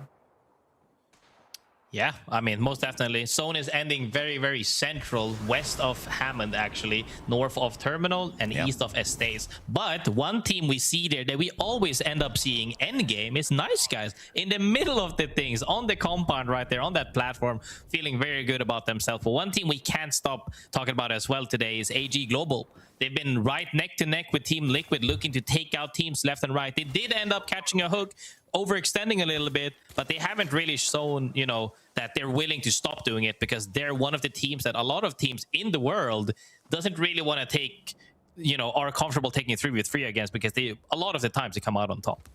Yeah, they don't want to fight, and that kind of plays into their style. And I think that's where these teams mix up a lobby. But it's also, to your point, a sign of respect that teams know who they should fight, who they shouldn't fight. Freethinkers going up against, you know, a team like AGG, I'm not sure they would even want to take that fight, although knowing both those teams, that fight would still probably occur. I don't think anyone would back down, but certainly Freethinkers now doing what I said, trying to get it going past the first engagement, but having a difficult time of doing so. And that's going to be Orange going down. Can this angle be enough to get the revive on Atypical? Negative, we'll see if he can. Gets the beacon down. Might even, you know, not going to risk it, but could have gone for maybe the death box respawn.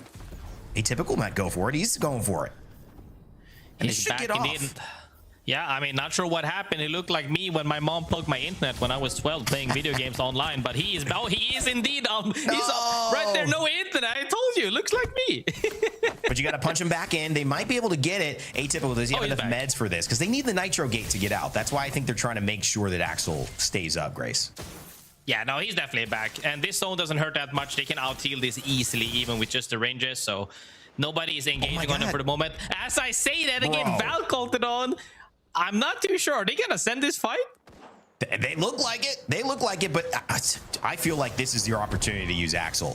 Freethinkers, though, they want to fight, and so do Thuggets. 74 with the 30-30. My goodness. But Lorzy paying back in kind with bullets from Atypical. Thuggets, did they bite off more than they could chew? They certainly have lost Lorzy. They cannot go back for him. And the Nitro Gates from Orange, and Axel's passive most likely going to give him a chance to catch up. I'm not sure what, if you're committing, commit to it. You can't go halfway and then expect to get out, you know, without unscathed. It doesn't work like that. Freethinkers immediately gets that reset. Even though they had a disconnect, he's back at it and they're already fragging again. I mean, this is, if you're gonna snowball from something, it's definitely this momentum. Well, in many ways, Freethinkers had to be the ones kind of playing patient here, right? They had to use the resources. They had to wait. This is what we were saying. Can they do that instead of throwing everything, you know, in the kitchen sink at a team?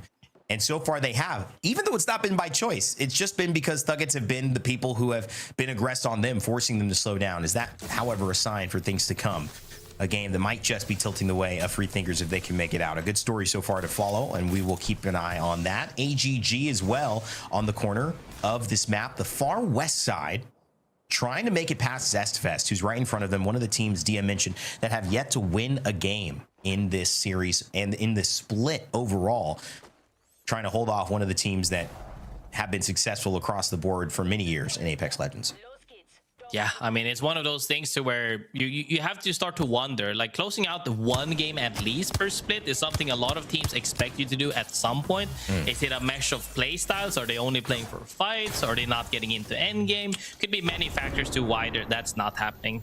But playing for fights, Team Nemesis Team Nemesis, one team not shy to take a fight, and Albralelli right there on that Seer. And actually, Sacred is on the Axel this time now. Let's see what he can cook up, as we saw Alb do earlier today. And you could tell, it feels like Alb called for that Nitro Gate. He wanted to push, got immediately poked. Is that a sign, again, that he's just maybe a little bit overconfident? It didn't seem like there was any opening. It was completely forced from Nemesis, just being aggressive, and maybe that's their playstyle, but it does not work. Sacred goes down. Skittle Cakes, we've seen him clutch up big time for this team. But right now, the clutch is just going to be staying alive. He's leaving Alb alone to try to 1v3. Alb might just be able to do it, but loses the 1v1. And that'll be the end of most of Nemesis for now. Yeah, let's see if Skittle Cakes can get that reset, but it's going to be a tough needle to thread through, because you have to make sure that you're not running into not only Zest that took out two of your teammates, but other teams not running into you, you know, like the likes of AG Global, who was actually just on that side but went north instead. Team Liquid, however, noticed the team and are now ratting them, it looks like. Nope, HUSS turns around immediately, heard their footsteps, and now they get Circuit, a fight breaks out. And that silence is huge, because couldn't use the abilities. You see the missile swarm comes out, but is it too late? It is, because she gets knocked up, kick start, and that stops the life of the Valkyrie. Jelly turns into it, and Deeds, the last one standing with the battery. But I gotta say, I'm never gonna count Deeds out behind a Newcastle wall. This man knows what he's doing with a shotgun and that character. And like a Newcastle should, still alive last. So there's always a potential, but he's got to do something crazy here against Zero and Sykes, and he gets the med kit off. Maybe. Can he isolate this fight with Sykes here? No way. Yeah, Zero missed him actually as he goes back to that fight. It might come down to a 1v1 on Sykes, but can't really tell right now, as it's hard as he's getting chased down and yeah, gets eliminated. Okay. Interesting attempt though. A lot going on here. And you can see a negative already taking some damage. And he's just in a weird spot. He's going to get the kill. He actually might have this here. He's almost at blue. Immediately deleted Q's here with that RE45. It's regular ground loot now, man. You just gotta worry about getting shot with that thing. I know we're not talking about it as much, but such a good weapon still. And you can see it when the pros have it in their hands. You got half a second to live, or you're going back to base. Huntsman, Unreal Nightmare, they're still alive. Davis, Rails, using this Newcastle. Oh, surviving the onslaught. The Watson helping him. Oh, but they're ducking and diving. Can't quite stay alive, Grace. This is looking tough. But maybe. Bobbing and weaving is all you can really do from that positioning. However, if they do get that Newcastle up, they could make something happen. It's going to be really tough for them for sure. Sons ends up pulling a little bit west of Hammond Lab. So in that open where that big rock is, essentially, a lot of these teams are going to be staring down the other teams walking in with the zone behind them like hawks, because now you're at the point where you're gonna have to collapse on two different chokes from the western side. Yeah, and Full 11 and AGG, they're actually holding on this kind of late rotate in Estates. You're seeing Full 11 in this building, AGG in the middle building of Estates, and shortly on the right side of the ramp, it's actually, you could see that there, that is I believe it's that Team Vision coming in, and Team Nemesis as well, right near them, coming in from that high ground. Zest Full 11 and Nemesis very close to converging here. Nemesis gets that reset, actually somehow made it out alive. Gonna have to walk into several teams though, whether that be from the southeast side or teams holding them just up from the north, like we saw from Full 11. Nemesis is struggling to make sure that they can stabilize, as we see wait, okay, no, that's just a UI bug right now. He does have heals on him. He's hoping to see if they can stabilize, but our frag closes that dream immediately as they get taken out by Zac. Humongous frag. I mean, do they want to move? I'm not sure they do. They might have a chance at resetting, because Legatron and them know they got some downs, but if they push out into that open space, they're gonna get shot at. And it's just maybe a little bit of luck going Nemesis's way. Also, Zestfest here. Man, what a setup. It's like the RV camper that you just, you know, park and pull up the side, and suddenly you got yourself like an entire home, luxury home, jacuzzi, barbecue. Oh, here we go. Everything. And look at this, Nemesis. They tried to stabilize as long as they could, but it was a team on the northern side, Team Vision, that actually puts an end to them. So Nemesis, no matter how you sliced it, they were getting attacked from all angles there. Nice use of the new legend right there. Team Vision, make sure to clean up Team Nemesis. Sad for them, but if you're stuck between 3 teams, you're bound to get swung by someone. However, you know, Team Vision, not that many points on the board right now, but this is a great start. Getting that loot, getting those KPs. If they can convert this game into a win, potentially, that could definitely shoot them up the leaderboard. That's so much tight at the top. Yeah, and you know, I think you mentioned it. You know, they've had a great season so far. They're 3rd place coming into this. Haven't had a great day, and that's important because they've got their last 2 sets here, and if they basically have a dud in this one, it negates a lot of the work that they've done to get to this position because there's still so much more to play and everyone is locked in right now. So a big win on the line for Team Vision, and Zach Mazer with Loader and Carter trying to turn this potential of this roster, Zach coming back into pro play and really make something out of it. A lot of people believe they can. Zest Vest on the Valkyrie ultimate, the Skyward Dive will come up. They'll get a scout, trying to find a space to land here that's safe. So far, looking at the northern, kind of eastern side of this circle from their perspective, they're going to land behind this rock and this wall, and they'll be safe for the meantime. But a lot of variables about to occur as this zone continues to move in. Most definitely, Sasfast walking in with the zone. They do have a playable spot, but if too many teams look at them, it's going to be tough. But teams are currently walking in at the same time as other teams. Everybody's getting crossfired at this point.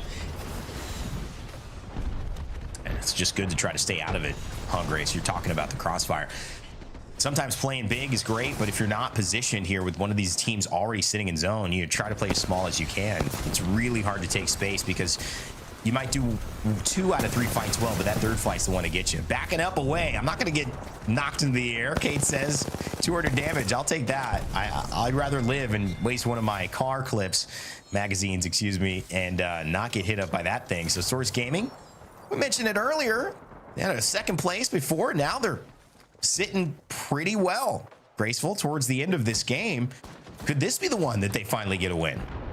They're fired up. I mean, they managed to hold out Team Liquid right there as well. Other teams are also converging on top of them, actually, on that hill, as Ninjas in Pyjamas is in the zone right now, but not really. They're going to have to fight for A side, and they're opting to see if they can get underneath there to potentially contest Source Gaming, who was underneath. It depends on how well they're at, how good they are at holding out their backs, because if they can hold out NIP and potentially Men of Culture, as we see as well, they're in a really great spot to make something happen. Several Axels alive in this game. 1 on Men of Culture, 1 on Purple Slushy. You got 1 on NIP. A lot of the rest of the lobby just opting into Valkyrie, Newcastle, Watson, Gibby being banned, and bringing these characters into that setup where that wall goes down, pylon goes behind it, and if you don't got one, you got the other. So hopefully that does enough to stall and make sure you can get the other one by the time people are done firing at you and pushing. But right here, NIP, this is a big statement. He does get knocked up, but he goes down as a result of that. It's kind of again, stuck between a rock and a hard place. You got to shoot that kickstart drone, but you also have to shoot the player, and the player just says, well, while you're dealing with one, I'll be the other problem. Tap strafe off the Nitro Gate, and it still results in a death. It just goes to show, movement is fancy, but it doesn't get the job done. You got to hit your bullets. Definitely, for sure. Even then, though, Source Gaming was doing really well right there, holding out their backs like we talked about earlier. Sasfast, on the flip side of things, is fighting for a spot right now as it comes down to a 3v3. It does seem like they come out on top as Purple Slushy gets taken out, but somebody else is immediately interrupting them. Elite NA from above is trying to join the fray. Yeah, this is good from Dig. Mastiff on hand, hits only 36.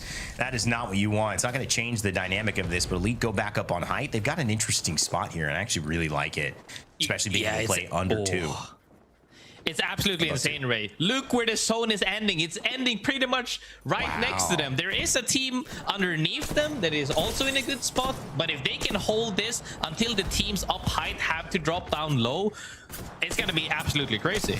I mean, there's no altar. What do you do here? I feel like an Axel kickstart could be interesting, but they have so much time to react to it. But if, let's say you get lucky, you knock somebody up into the air, you finish it off, it's a 2v3, you could maybe climb as 3 and try to fight that.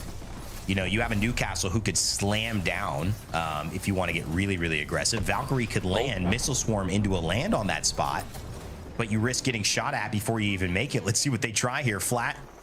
Are they going to go for it? No, just scouting. go on this lower side, playing this rock. They have a little bit of vision away from Elite, but Elite trying to answer right back, saying, all right, teams are trying to get near us. We've done a good job of slowing them down so far. No one exactly challenging where we are. As long as they don't overextend and make sure to stay healthy, get that wall up right there, ready to stabilize, as AG is trying to fight for the other side, but they couldn't. Elite is in a prime real estate right now to close out this game. So tough for all these other teams to deal with it. Elite, they're playing it smart. We've talked to Dig, and there it is. Oh, there it is. The missile swarm into the land. Imperial Howl falls down, but he's on the Valkyrie, and Gildersons does the rest. This is going to be Elite falling, if anything, down in the lobby, but certainly off this rock. Falcons have usurped the kings of this end zone, and oh my, leave it to Imperial Howl to say, nope, that's mine. If anyone can see a winning condition, it is Hal, who's won several titles at that moment. They got the absolute height right now, as all the teams are forced to fight on the down below. Team Falcons looking very likely to close out this game. My goodness. Well, one way to do it is to earn it. The other way to do it is to let another team earn it, then take it from them. Imperial Howl and Falcons, top 3 here. You gotta say this has to go their way, but the job's not done. 32 points. They have climbed up the leaderboard. They were sitting, I think, close to the back half of this lobby, and now currently are 9th, looking for a major win. They'll find Q0 on flat, although he'll stay alive for just a moment, and it's just gonna be Nano to clean up on this side. They'll have to deal with the rest, and it will be up to Waltzy to come out and pull off a miracle behind this knockdown shield. He doesn't hit it, and it's HBM who claimed first place. HBM is on this side that's in the longest, as I believe also Falcons fell down a little bit too far for their comfort. Their first win of the split right now. Very happy with match 5 win for them. HBM's first win, humongous shout out to them as they come out on top. You know, was it unfortunate that Team Falcons perhaps slid down a little bit too far? HBM fought for everything and took that home and closed that out, not only for this series, but for the entire split. And that's a huge win for them. And a huge congratulations to all of those players. I mean, the fact that it's their first win of this split, but also of their career in Pro League.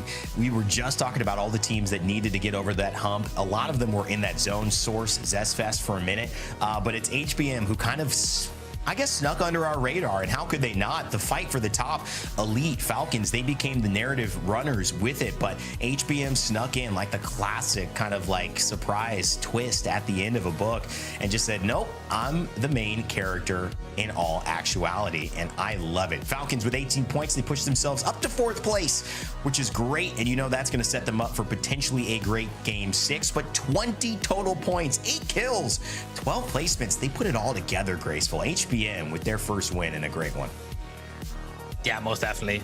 I think they were the team that was initially playing underneath them the entire time, as Elite was playing above them. They were sitting there with the Newcastle wall, and they just held it down, I'm pretty sure.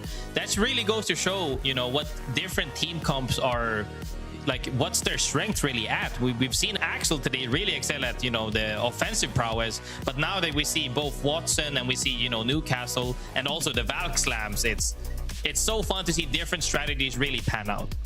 Well, I mean, the jump up is astronomical. HBM with the highest movement forward with 11 spots with just 1 win. So they go all the way from 16th to 5th. Falcons jump 10, and they go from 14th to 4th. And of course, Source Gaming, they had a great 2nd place finish in game 4. Now they got a 3rd place finish or actually, I'm not sure they were in 3rd place in this last game, but they got enough to jump 3 spots to go from 6th to 3rd and be tied for 2nd with NIP in Flat. Flat really the only kind of winners of this lobby, because they think they got 3rd, they got a lot of kills, and they snuck up ahead of NIP by quite a large margin here. So they're looking good heading into game 6, Graceful, but look at the movement from our other top 3 out of 5 teams. Some great storylines here. I mean, that's what we talked about as well. I said it in game. We saw from 38, 35, 33, 34. When the lobby is really that close at the top, the leaderboard will get shifted from just 1 game alone. Now it's still not really sure who's gonna win. You know, we're looking at Flashing, they're ahead. Doesn't really mean anything. If somebody drops 12, 15 kills, they could definitely skip past them. Or, as even better case scenario, if you jump up 11th spots all the way up there above middle of the pack is gonna change, you know, the outcome of whether you're gonna get relegated or whether you're gonna just stay confident or maybe even making it into the final slot. And Flat play next weekend. They're in Group B, but coming into this, they were sitting in 18th place. So it's enough for regional finals, but it's not even close to feel comfortable that you'll make regional finals without a performance. A win here, that's going to almost certainly guarantee them a chance at regional finals, and it might even qualify them heading into it as long as they kind of stay consistent. Now, Challenger Circuit as well is your opportunity to jump into these lobbies. It may be a long road. It might be a short one, though. We've seen a lot of players who just haven't been given the right chance to showcase their skills who are ready. So if that sounds like you, or maybe you want to start your journey towards pro, check out our Challenger Circuit and register now at battlefy.com/theALGS. It's for all of our regions, and the next registration closes at June 3rd for our June 6th through 8th.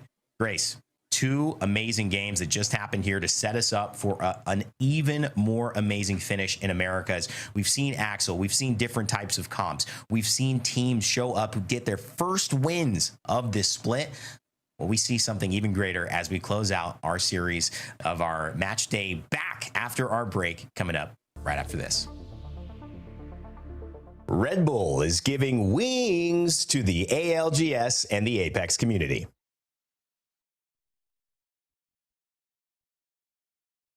Sony InZone, the official audio and monitor partner of the Apex Legends Global Series.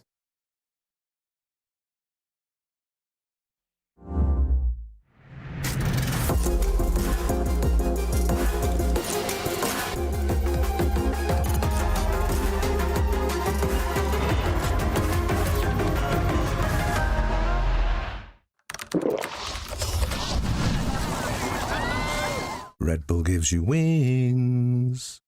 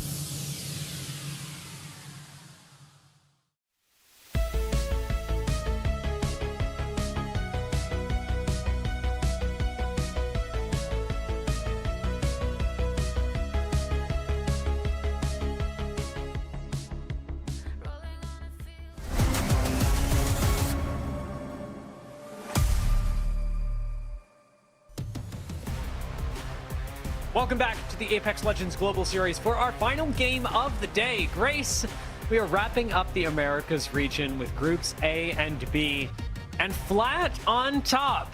I did not expect Flat to be on top as much as they have had good games, good series in the A-B matchup. They've been consistently top 10 there. When it comes to BC, they have been bottom 10 and inconsistent. To see them coming out, topping the leaderboards here, pretty darn surprising, as was that Game 5 HBM win, by the way. First win of the season, I was very excited about. I mean, at the end of the day, it could just be a matchup thing where, you know, your group into another group could be a tough thing for you macro-wise specifically, or just which teams you end up fighting on certain rotations. However, very excited to see them a little bit ahead of the pack. As you said, you know, they might have been bottom 10, but at this point, they're number 1 for today's series for the moment. However, we did also see some teams, like the likes of HBM, jump 11 spots up that board. It is so close. From 37, I would almost say all the way to 20. At any point, any team can trade places at that. Well, not really trade, but somebody could jump ahead. And it's going to be really fun to see what this Game 6, how it pans out. Yeah, the big standouts in standings right now are HBM and Source Gaming. Source Gaming sitting at 3rd, HBM sitting at 5th, but coming into the day in the overall leaderboards of the ALGS, HBM, where were they sat? I had them here. Sorcerer 27th, HBM, I have written down, I think it's 30th. Yeah, they're dead last. Yeah. Which is just, there we go. I figured out how I wrote that wrong. which is just crazy. The fact that they are, as we said, fighting against relegation, a little bit more stick than carrot coming into these games, and yet that seems to be the motivator that both teams needed in order to reach their peak performances of the split. Yeah, I mean, that's what you're saying as well. Like, exactly what you're saying is that you're either fighting for relegation or you're fighting to make finals, or you're fighting to just stay comfortable where you're at if you're happy with that spot. Flat, one of the teams currently doing really well, sitting on, I believe, 18th at the moment, where you're not safe just yet. You might have a good day today, but you really want to make sure that you stay at least positive in the next upcoming day as well. And when you're one of the teams as well, you know, if you're doing good, you don't mind playing again this weekend. If you're not doing so good, getting that break could be crucial for that mental reset to see if you can, you know, come back. Nano alone has done 5.5 thousand damage today. As we talked about, the dog unleashed for Flat, but Cusier has been keeping up and actually cleaning up a lot of kills as well. There is a lot of aggression on this team. This seems to be their meta, and it is high and low. Second, third, but also 11th and 15th. The highs are high, the lows are low, but crucially, not donuts. And we know Graceful hates donuts. Hate donuts in game, love them outside of the game. Yes, indeed. Same. If you want to stay consistent, you have to make sure that you always put some boards on that. And when you have this aggressiveness from the likes of Flat, we saw several kills across several games. What other way is better to be consistent? It really is a difficult ask, though, when you're talking about teams, when you're going, well, simply kill more players. That is the most challenging thing to do. It's why we reward it so heavily with the points, because you're playing against the best players in the world. Predator Ladder gets a lot easier when ALGS is on, because a lot of the best players in the world are here playing for their standings in the Apex Legends Global Series. As it is, Flat have been wiping the floor with a lot of these fights, with a lot of these individual 3v3s. Their comms have been perfect today, and something like this takes their season from a good season to a great one, takes them from definitely making regional finals to being in the conversation for a team that is going directly to playoffs. I mean, overall position as well, they went from 18th to potentially 6th, depending on, you know, when we're talking about how much the leaderboard actually ends up moving is huge. You know, that's the type of thing when we're talking about that you have to try to hold your spot for as long as you can, because at the end of the day, you don't really want to leave it up to other teams' hands. You want to make sure that you did everything you could in your power before it potentially falls down to somebody else's place.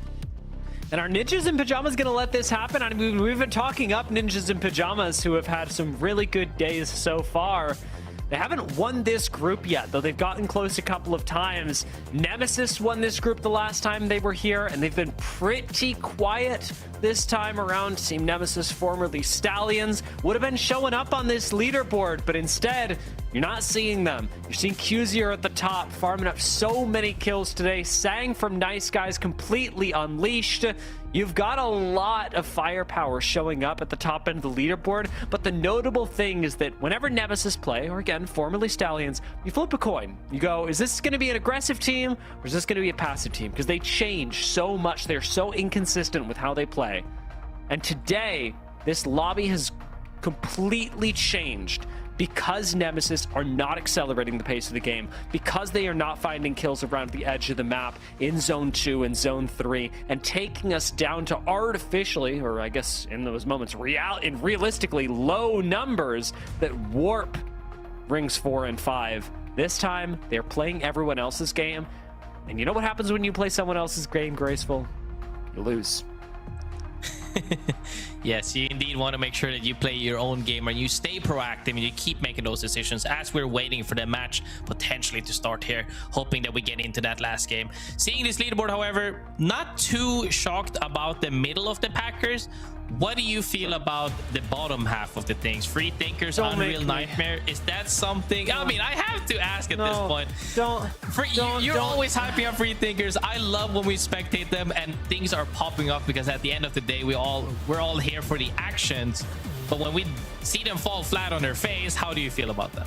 Graceful, you break my heart. You break my heart. I love these teams so much, and you know that I'm a Team Vision coper. You know how bad it feels to come in knowing that I'm rooting for one of the greatest teams in the Americas, in the world, in Team Vision, and to watch them be 18th going into match number 6. Do you know how it feels, Graceful? You don't.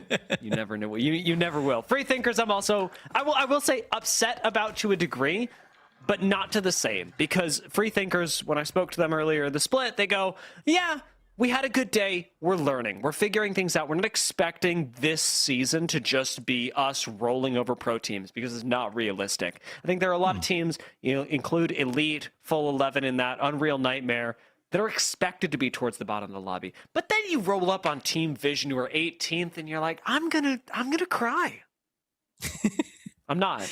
I'm an adult man.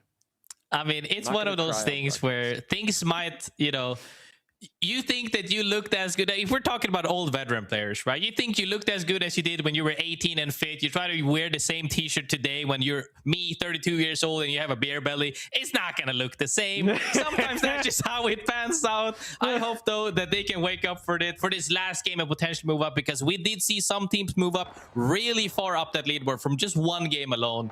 This could be it for them. Let's see how it pans out. By that same token, a good placement from Nice Guys is very much needed, who had a good E-District, a rough Olympus.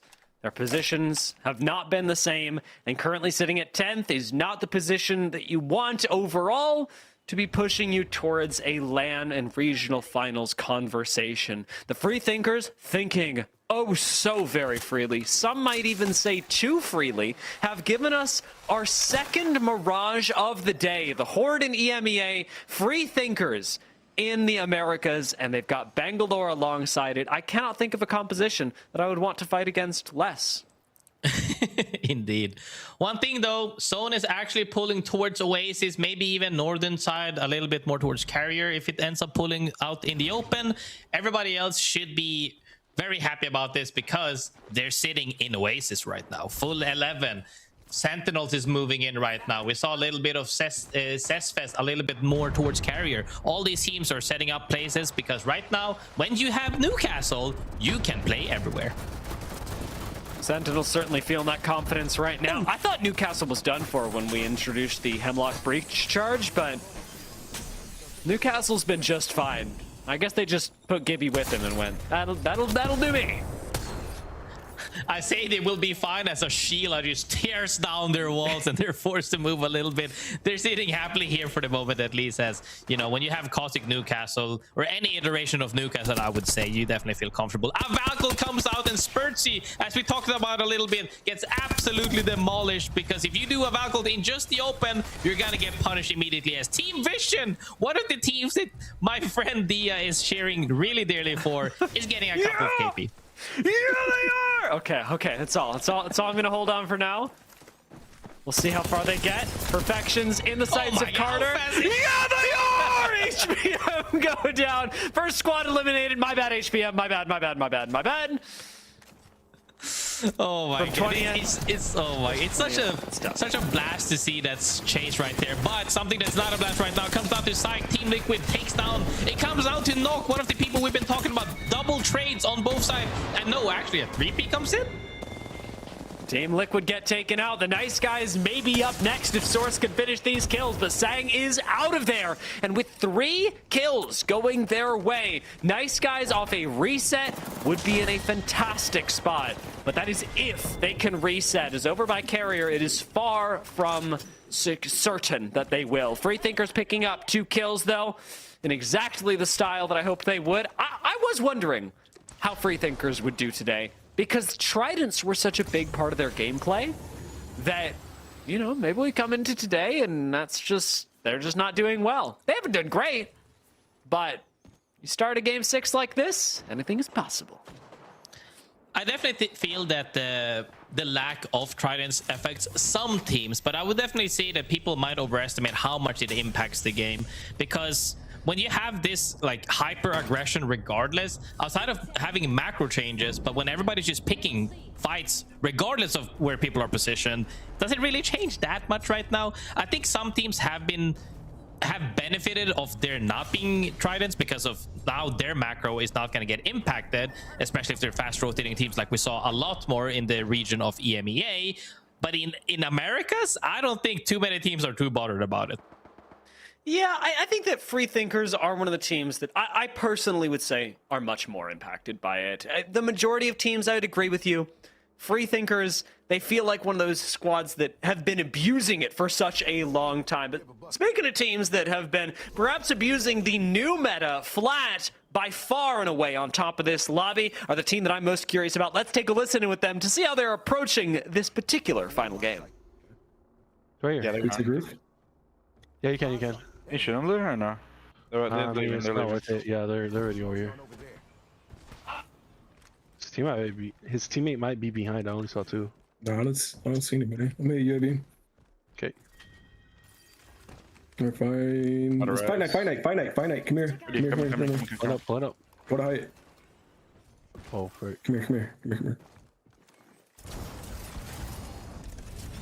Go for console points, and we just set up here for now, and then back all late. I like that. Okay. I'm gonna go slime instantly. Yep. There's a care pack right here. Or a replicator. I'll grab points. Where shall I face it? Towards these guys? Oh. Probably towards the inside. We need to hold the inside. I might just go inside and slime it in there. Yeah. You know, it's a surprisingly calm game plan, but what really surprised me, Graceful, was hitting us with a shell on the 8. Where shall I place it? You do not get that every day, and nor do you get a Free Thinkers fight. That's why I love ALGS days. They do go down, unfortunately. Free Thinkers always loving to accelerate the pace of the lobby, but it is the men of culture that do it to them, and men of culture desperately need the points. Most definitely needs the point right there. Currently sitting on the 13th, I believe we saw in the corner. That's, you know, there's still so many teams alive to where they can still pick up plenty of points to climb up that leaderboard. One of the teams desperately needing it is Unreal Nightmare, as we see on our screen right now. Triple blue armor as they're getting chased by Team Vision. We're seeing a lot of Team Vision in this game. Is this gonna... Has the tide been shifted? I don't know. Don't get too ahead of yourself, Grace. So don't get too ahead of me. It's going to be too much for my little heart. Nice Guys have found a respawn here, which is actually big. Remember, their fight against Liquid earlier went pretty disastrously. So the fact that they've got a respawn gives them another chance in this game. And Nice Guys, again, are one of those teams that's sitting at 10th right now. Need a whole lot more points to be in a convincing spot when it comes to the later part of the season. Vision find a super beam as Lord of the Rings takes this fight on and opens it up for the squad, but they need to find a finish. And out goes the drone from Carter to find the knockup. Not going to connect on anything just yet. And Vision are forced to play this a little slowly, albeit still in the lead against Unreal Nightmare, who are knocked. AGG looking to walk up through those staircases, see if they can get anything. Claw at their feet, but doesn't get anything. Team Vision gets that opener with Lord of the Rings with a huge beam like we saw. Couldn't close things out properly though. Are just gonna opt to stay safe because AGG is repositioning again. Team Vision happy with that though, and they're really pushing it this game, and they have to. But I really like to see that change in playstyle. Finishing off the kill onto Rails, who will have to be reset. Vision own Dockyard right now, but know that AG are underneath them.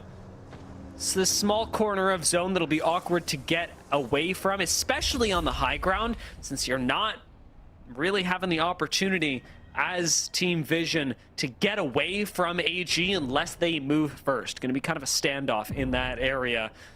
Over in Fight Night, Flat are still chilling. I mean, I can't wait to see what Flat is going to do with this Valkyrie. They talked about their plan earlier during the listening, as we said. They said, we're going to get the ring console, we're going to Valk ult late. In about 60 seconds, we're going to see how they make this happen. Are they going to fall flat on their face? Or are they going to flatline a team by landing on them with that Valk missile? We'll have to see, as they're getting poked right now by the team in carrier. Source Gaming is chilling for the moment, though. What is going on with you today, Graceful? You are just You are finding poetry in Apex Legends. Flat are going to get that scan you talked about right now. And with that information, we will see what they do. As we know, Zone is going to be pulling us dead center of Oasis, giving you a whole lot of information, perhaps not an easy way to reposition. Zach getting a knock on Cody. He's like, they've been popping off this game. I really like this. Sure, he might have gotten poked for the moment, but they're looking to see how much they can get away with. And currently, they're getting so much value because look at that resource amount. They got so many bats, so much ammo, fully stacked, triple purple. If anybody's ready to take any 3v3s, it's them. Can he catch this person in the open?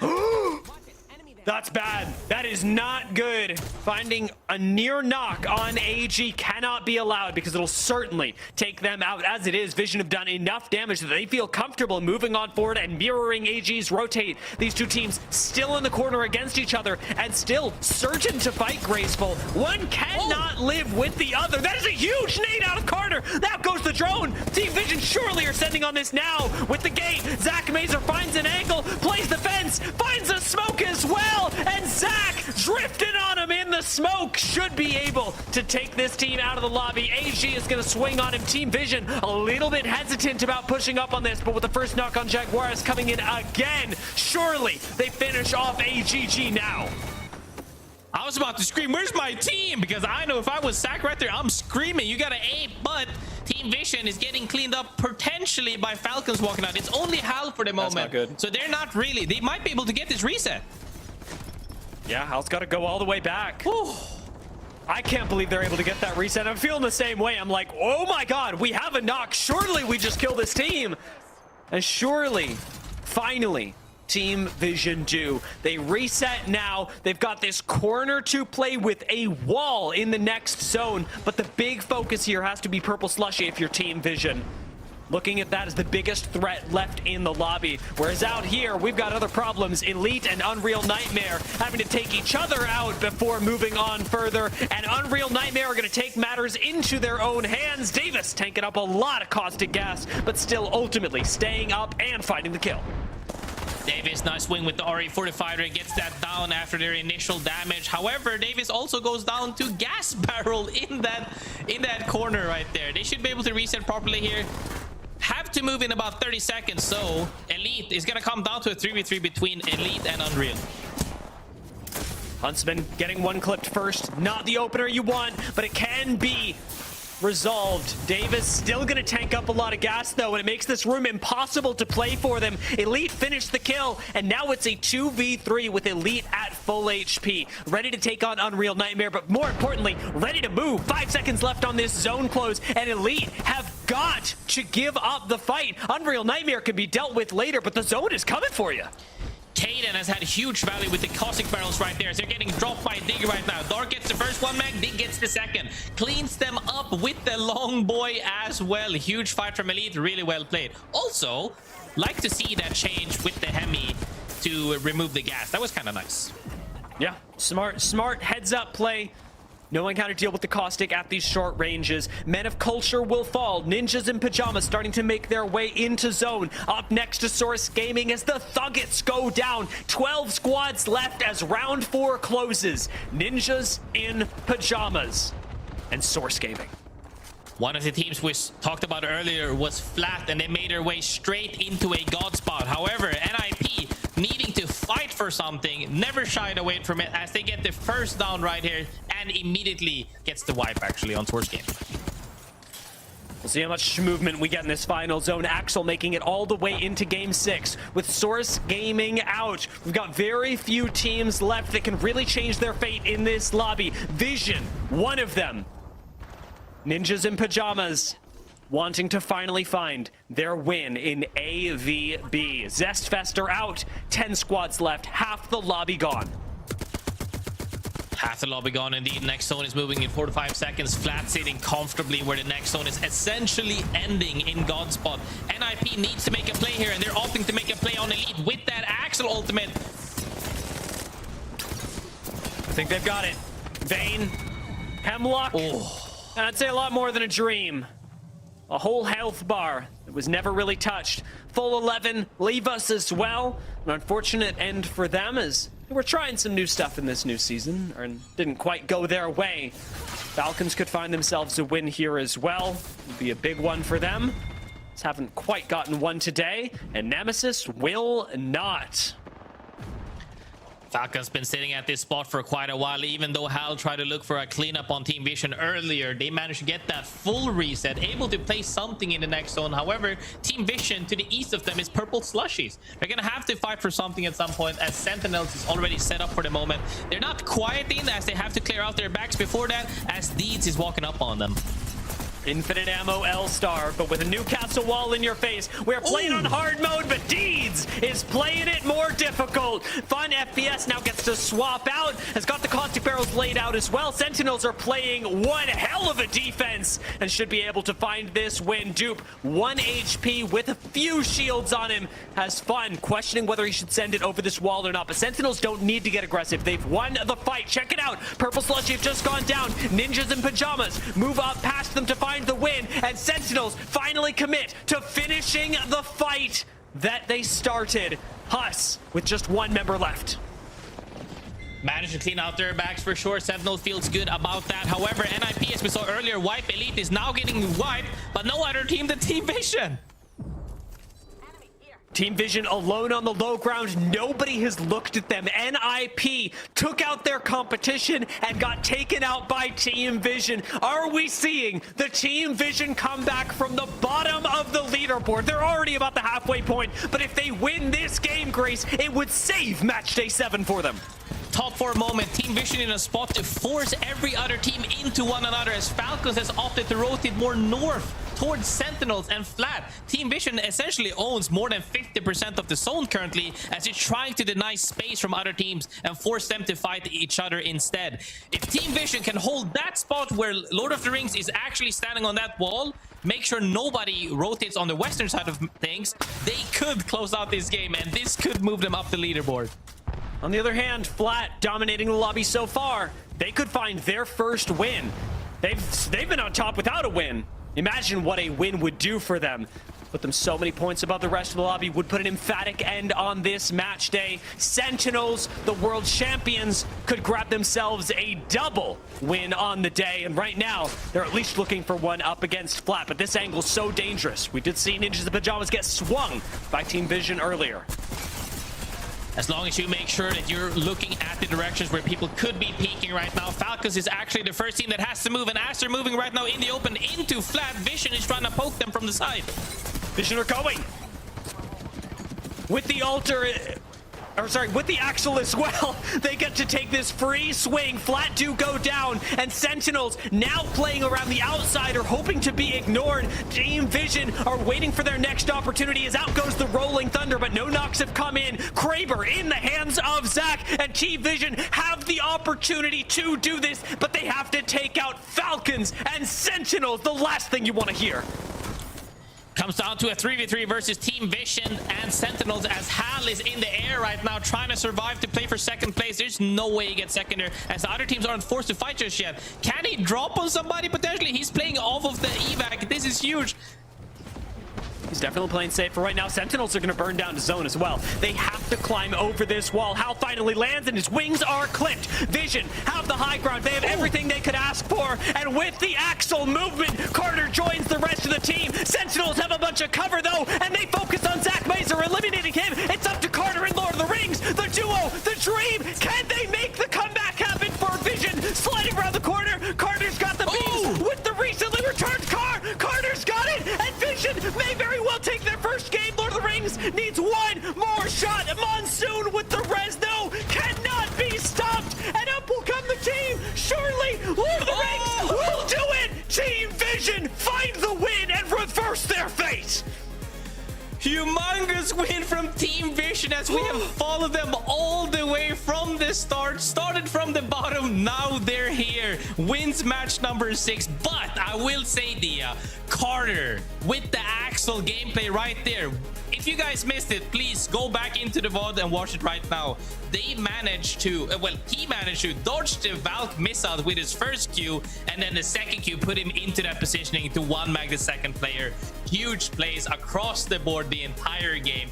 That's the proactivity that we need to see from them, and we know that they can do. If they're bringing that heat, whew, that was a phenomenal gameplay, and I think a lot of people should VOD review to see. That was crazy. That was crazy. I can't. They were so aggressive. They had the comp to be aggressive, and also they had to face off against stylistically their worst matchup. You come out, you have 2 Newcastle walls for Sentinels. You've got a Caustic throwing barrels at you. No better way to showcase what Team Vision are capable of, but also what Axel is capable of in these end zones. Like you talk about, insane movement made it really difficult for Sentinels to decide what side of that fight they were able to access. They commit onto Zach, but instantly Carter's able to shift from one side of the fight to being all over them, to playing the swing with Lauder and making the fight work back in their favor. I will be honest with you, that Newcastle res had me sweating. It was giving me flashbacks to Sapporo year 4, but we made it. It wasn't the endless Newcastle reses of invincibility. Man, what a phenomenal final game. I just cannot say enough. Graceful, you pointed out the benefit of Axel being showcased there really well by Carter, but the clutch factor being shown by Carter as well.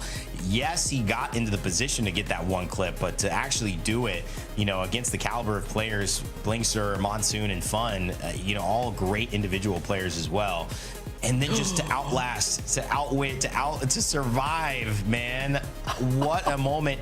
And Flat, yes, they are our winners on the day. We maybe didn't talk about them enough, but it's because we have these crazy stories of Team Vision jumping up from where they were in the lobby to 5th place, guys. They have 15 points that they just earned on this day. I think starting off, they were in 12th. And they would have earned 8. They just added 7 points to their overall total, which is 8. You can see the difference in 5th and 12th. That's massive just from that one game, Dia. Yeah, that was exactly what they, and more importantly, what I needed looking at their score coming into this final game. I was nervous, especially for a team that had been performing so well this split, going, is this new meta just not for them? And there are still a lot of questions to answer about that, but fortunately, it doesn't cost them a good match day. Still able to make top 5, as it is very important for Team Vision, who hold on to the dream of moving into playoffs and actually performing quite well at them. Given this day of play, though, if we ended now, Grace, these would be our standings. Yeah, I mean, at the end of the day, it's not over until it's over. Group A plays one more time this weekend as the other teams get to take a little break. I think that break for some teams is more than needed. You need to reset and come back again hard to make sure that you don't get, for some teams, relegated, and other teams to make sure that you solidify your spot to make it into the finals. Yeah, it almost feels like that too. Those 7 points, often that's the difference that you're kind of stressing. Like a team that could really like turn it on in a game, and you're sitting there watching, and it's 5 points. It's, if they win this, they get 6 more points. It's close. I feel like that buffer from today, guys, has just set up Vision to feel pretty comfortable, even in regional finals. Have just performed decent, and you should be making it to LAN. What a great showcase from them, and I know that that's a team that's got a guy in Zach who's been on the comeback, and has really had a great split here, showing that he's right where he belongs. Speaking of right where they belong, the kill leaderboard, or Sony In Zone kill leaderboard to end the day, always highlights the players who find themselves firmly at the top. And Qzier, man, on Flat, what a day they had, Dia. And it was just, Nano with second, 5th place and 10 kills. I mean, you could see why Flat was so successful across the board. They were just winning so many fights and always found themselves in good positions. I got to highlight Sang here as well. Nice Guys did not have a great day. They had a good day. It was a fine day. Finishing 8th, that's top half. We can call that a win most of the time. Although, of course, Nice Guys, Nocturnal returning, would have liked to have more. I digress. Sang, 12 out of their 19 kills was the main source of points there. And you can really see how important the kills are, how important players like Yuzir are when these points that they're able to accrue by securing kills mean so much to your overall standings. Grace, you know, on a pro side of things, how do you deal with a player who's just popping off like that? You use Sang as an example. He's more than 50% of your team's kills, and Qzir here killing the leaderboard, 18, 6 more than the second highest player. How do you handle that? Is it just do what you do? Like, we'll follow you? Do you try to corral it? Do you just say, thank God you're on my team? I mean, mind you, 5 of those kills was on Watson as well. You have to remind yourself that a lot of the times we tend to go like, okay, who's actually getting the kills or the knocks at that case, where they are the frontliners, but never dispute that the entire team adds on to that. Very rarely is it just one mag. All the time, it's mostly team damage. But when you have a player like Qzir putting out 5.5k damage, 18 kills, can you really dispute that he's just there where you need him? And that's the most important part. You need a team player, and he's really it. Can we talk about this legend pool, by the way? Yeah. I don't think there are a whole lot of other players playing Alter into Seer, into Valk, into Watson, into Rampart. He is this, what looks like anchor player for the team from a legend perspective, but you mix in things like Alter and Seer, and that line gets very blurry very quickly. It seems like Flat are operating on a level with a play style that very few other teams even feel comfortable imitating. Well, I'd love to take a look at them because they're a team that has been the dominant force in the narrative today. We've talked about so many stories, but it's time we give really some more due diligence to our #1 team coming out of Group A and B in this match day 7 and talk to a member from Flat who are our winners here. And we've got Nano who's going to be joining us for an interview. And Nano, welcome. Congratulations on an amazing day. You guys, were clear out in front and you kept it that way and with an ultimate win under your belts. How you feeling? Thank you. I feel great. I just thank God for, giving us this win. But yeah, I feel great. It was a do or die situation for us. Where we were at the standings. So we knew we needed a dub. Yeah, I mean, by a W in the way that you got it as well was really convincing. Even coming into the last game, it would have been really difficult for a team to unseat you. But as we were just talking about before we got you, your legend compositions, the way you like to play, it's a little bit unorthodox. You guys are sharing a lot of responsibilities. How do you figure out who's doing what on the game day in any specific game when it's shifting so much, when your compositions are changing? Yeah, funny you say that because literally last night I stayed awake for 2 hours just thinking about what we're going to run. I wanted to think about something that was a little different from the meta. But yeah, we're all very flexible on our character picks, so we can flex around pretty comfortably. So hold on, what you say you stayed up and you thought about this. What were you going for, and where did you end up? Like where did this mind journey take you? Well, I've seen a lot of people playing Maggie in scrims, and I felt like that was more of a pick where people are doing it to counter Gibraltar and Newcastle. And I was like, we don't really need to run that if there's not going to be any Gibbies or Newcastles. So I wanted to see what we can use to, help us instead of Maggie. I mean, it's been super fun seeing you guys play as well, and today was so consistent from you guys. Do you feel that this new season, essentially, and the new way the meta has been played more aggressively than before? You said about Gibby, but he didn't get banned until very late. So the aggressive meta, especially in your region, America region, do you feel that it has benefited you? Because it's not just you guys popped off one game; you were consistent throughout the whole series. Yes. Well, the thing is, I feel like in the beginning, it is an aggressive play style. So our whole game plan was to play aggressive in the beginning, 2 matches, 2-3 matches. And then at the end, play more passive when these bans were, you favored us to play like Gibby and Newcastle. This is an interesting kind of showcase as well. And I love the strategy that you're getting into. But I think that you also are approaching the game in a way that's trying to be different, in a way to set yourself apart. How can we find our edge? And I think that's an important mindset for any competitor. I want to know a little bit more about you, Nano. Have you competed in the past in any prior games? Have you competed in life? Have you played sports? Because that mindset to me looks like somebody who, you know, that's how I would approach a matchup against a team. Whereas a lot of players in esports, they do like to do what is successful, and because they know that's already the least kind of risky play. Where do you get that mindset from, and is it part of your background? Yeah, 100%. I feel like I've always been competitive in nature, whether it's sports, esports. So a little bit about myself. I did start playing off sports. I played basketball a lot, got hurt, and that's when I played Fortnite, and I got into Fortnite again, well, gaming again in general. And then I played Call of Duty, and from Call of Duty, I played Apex, and that's what I've been doing. So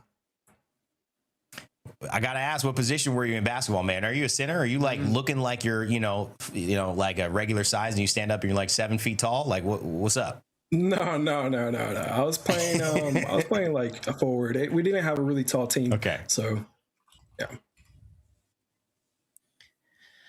I mean, one thing though, you made it to LAN year 2, finished 27th, I believe, and now with this, you know, great day today with the series, what are your goals this year? Our goal is to make LAN first and foremost. So, you know, I think we put ourselves on a good track with this win, and we want to just give our all at LAN and, you know, just do the best we can. Given that, I mean, you know, one of the things that obviously when you get to LAN, everybody wants to win. Everybody wants to win every game of Apex, and I know that is the same of you. I've seen you compete for such a long time. I know that you have the drive to win. With how well the team performed today, you've had an exceptional day. Were you to win LAN, what is the difference between that team and the team that you currently have, the team that just won this match day? Or are they the same? I feel like if we played the same we did today, consistently at LAN, I think we can win for sure. Okay. Yeah. For me, it's just all about consistency. Absolutely, man. Well, you guys have performed at a really high level, and I think part of it being a great team is showing up even when it's you know, when it's raining, when it's hot, when it's ugly, when it's pretty, no matter what it looks like, showing up and performing and doing what you guys need to do. So I could tell that opportunity is been given to you guys, and you've taken it. So congratulations, and we look forward to seeing you in regional finals, and of course booking that ticket to LAN. Awesome. Thank you, guys. All right, Nano. Well, a great showcase from Flat D. I like that question a lot because I think it's important. It's the type of question a coach should ask, an analyst should ask. What is the difference? What do you think about his answer saying, you know, it really is just consistency. If we play like this, we can win.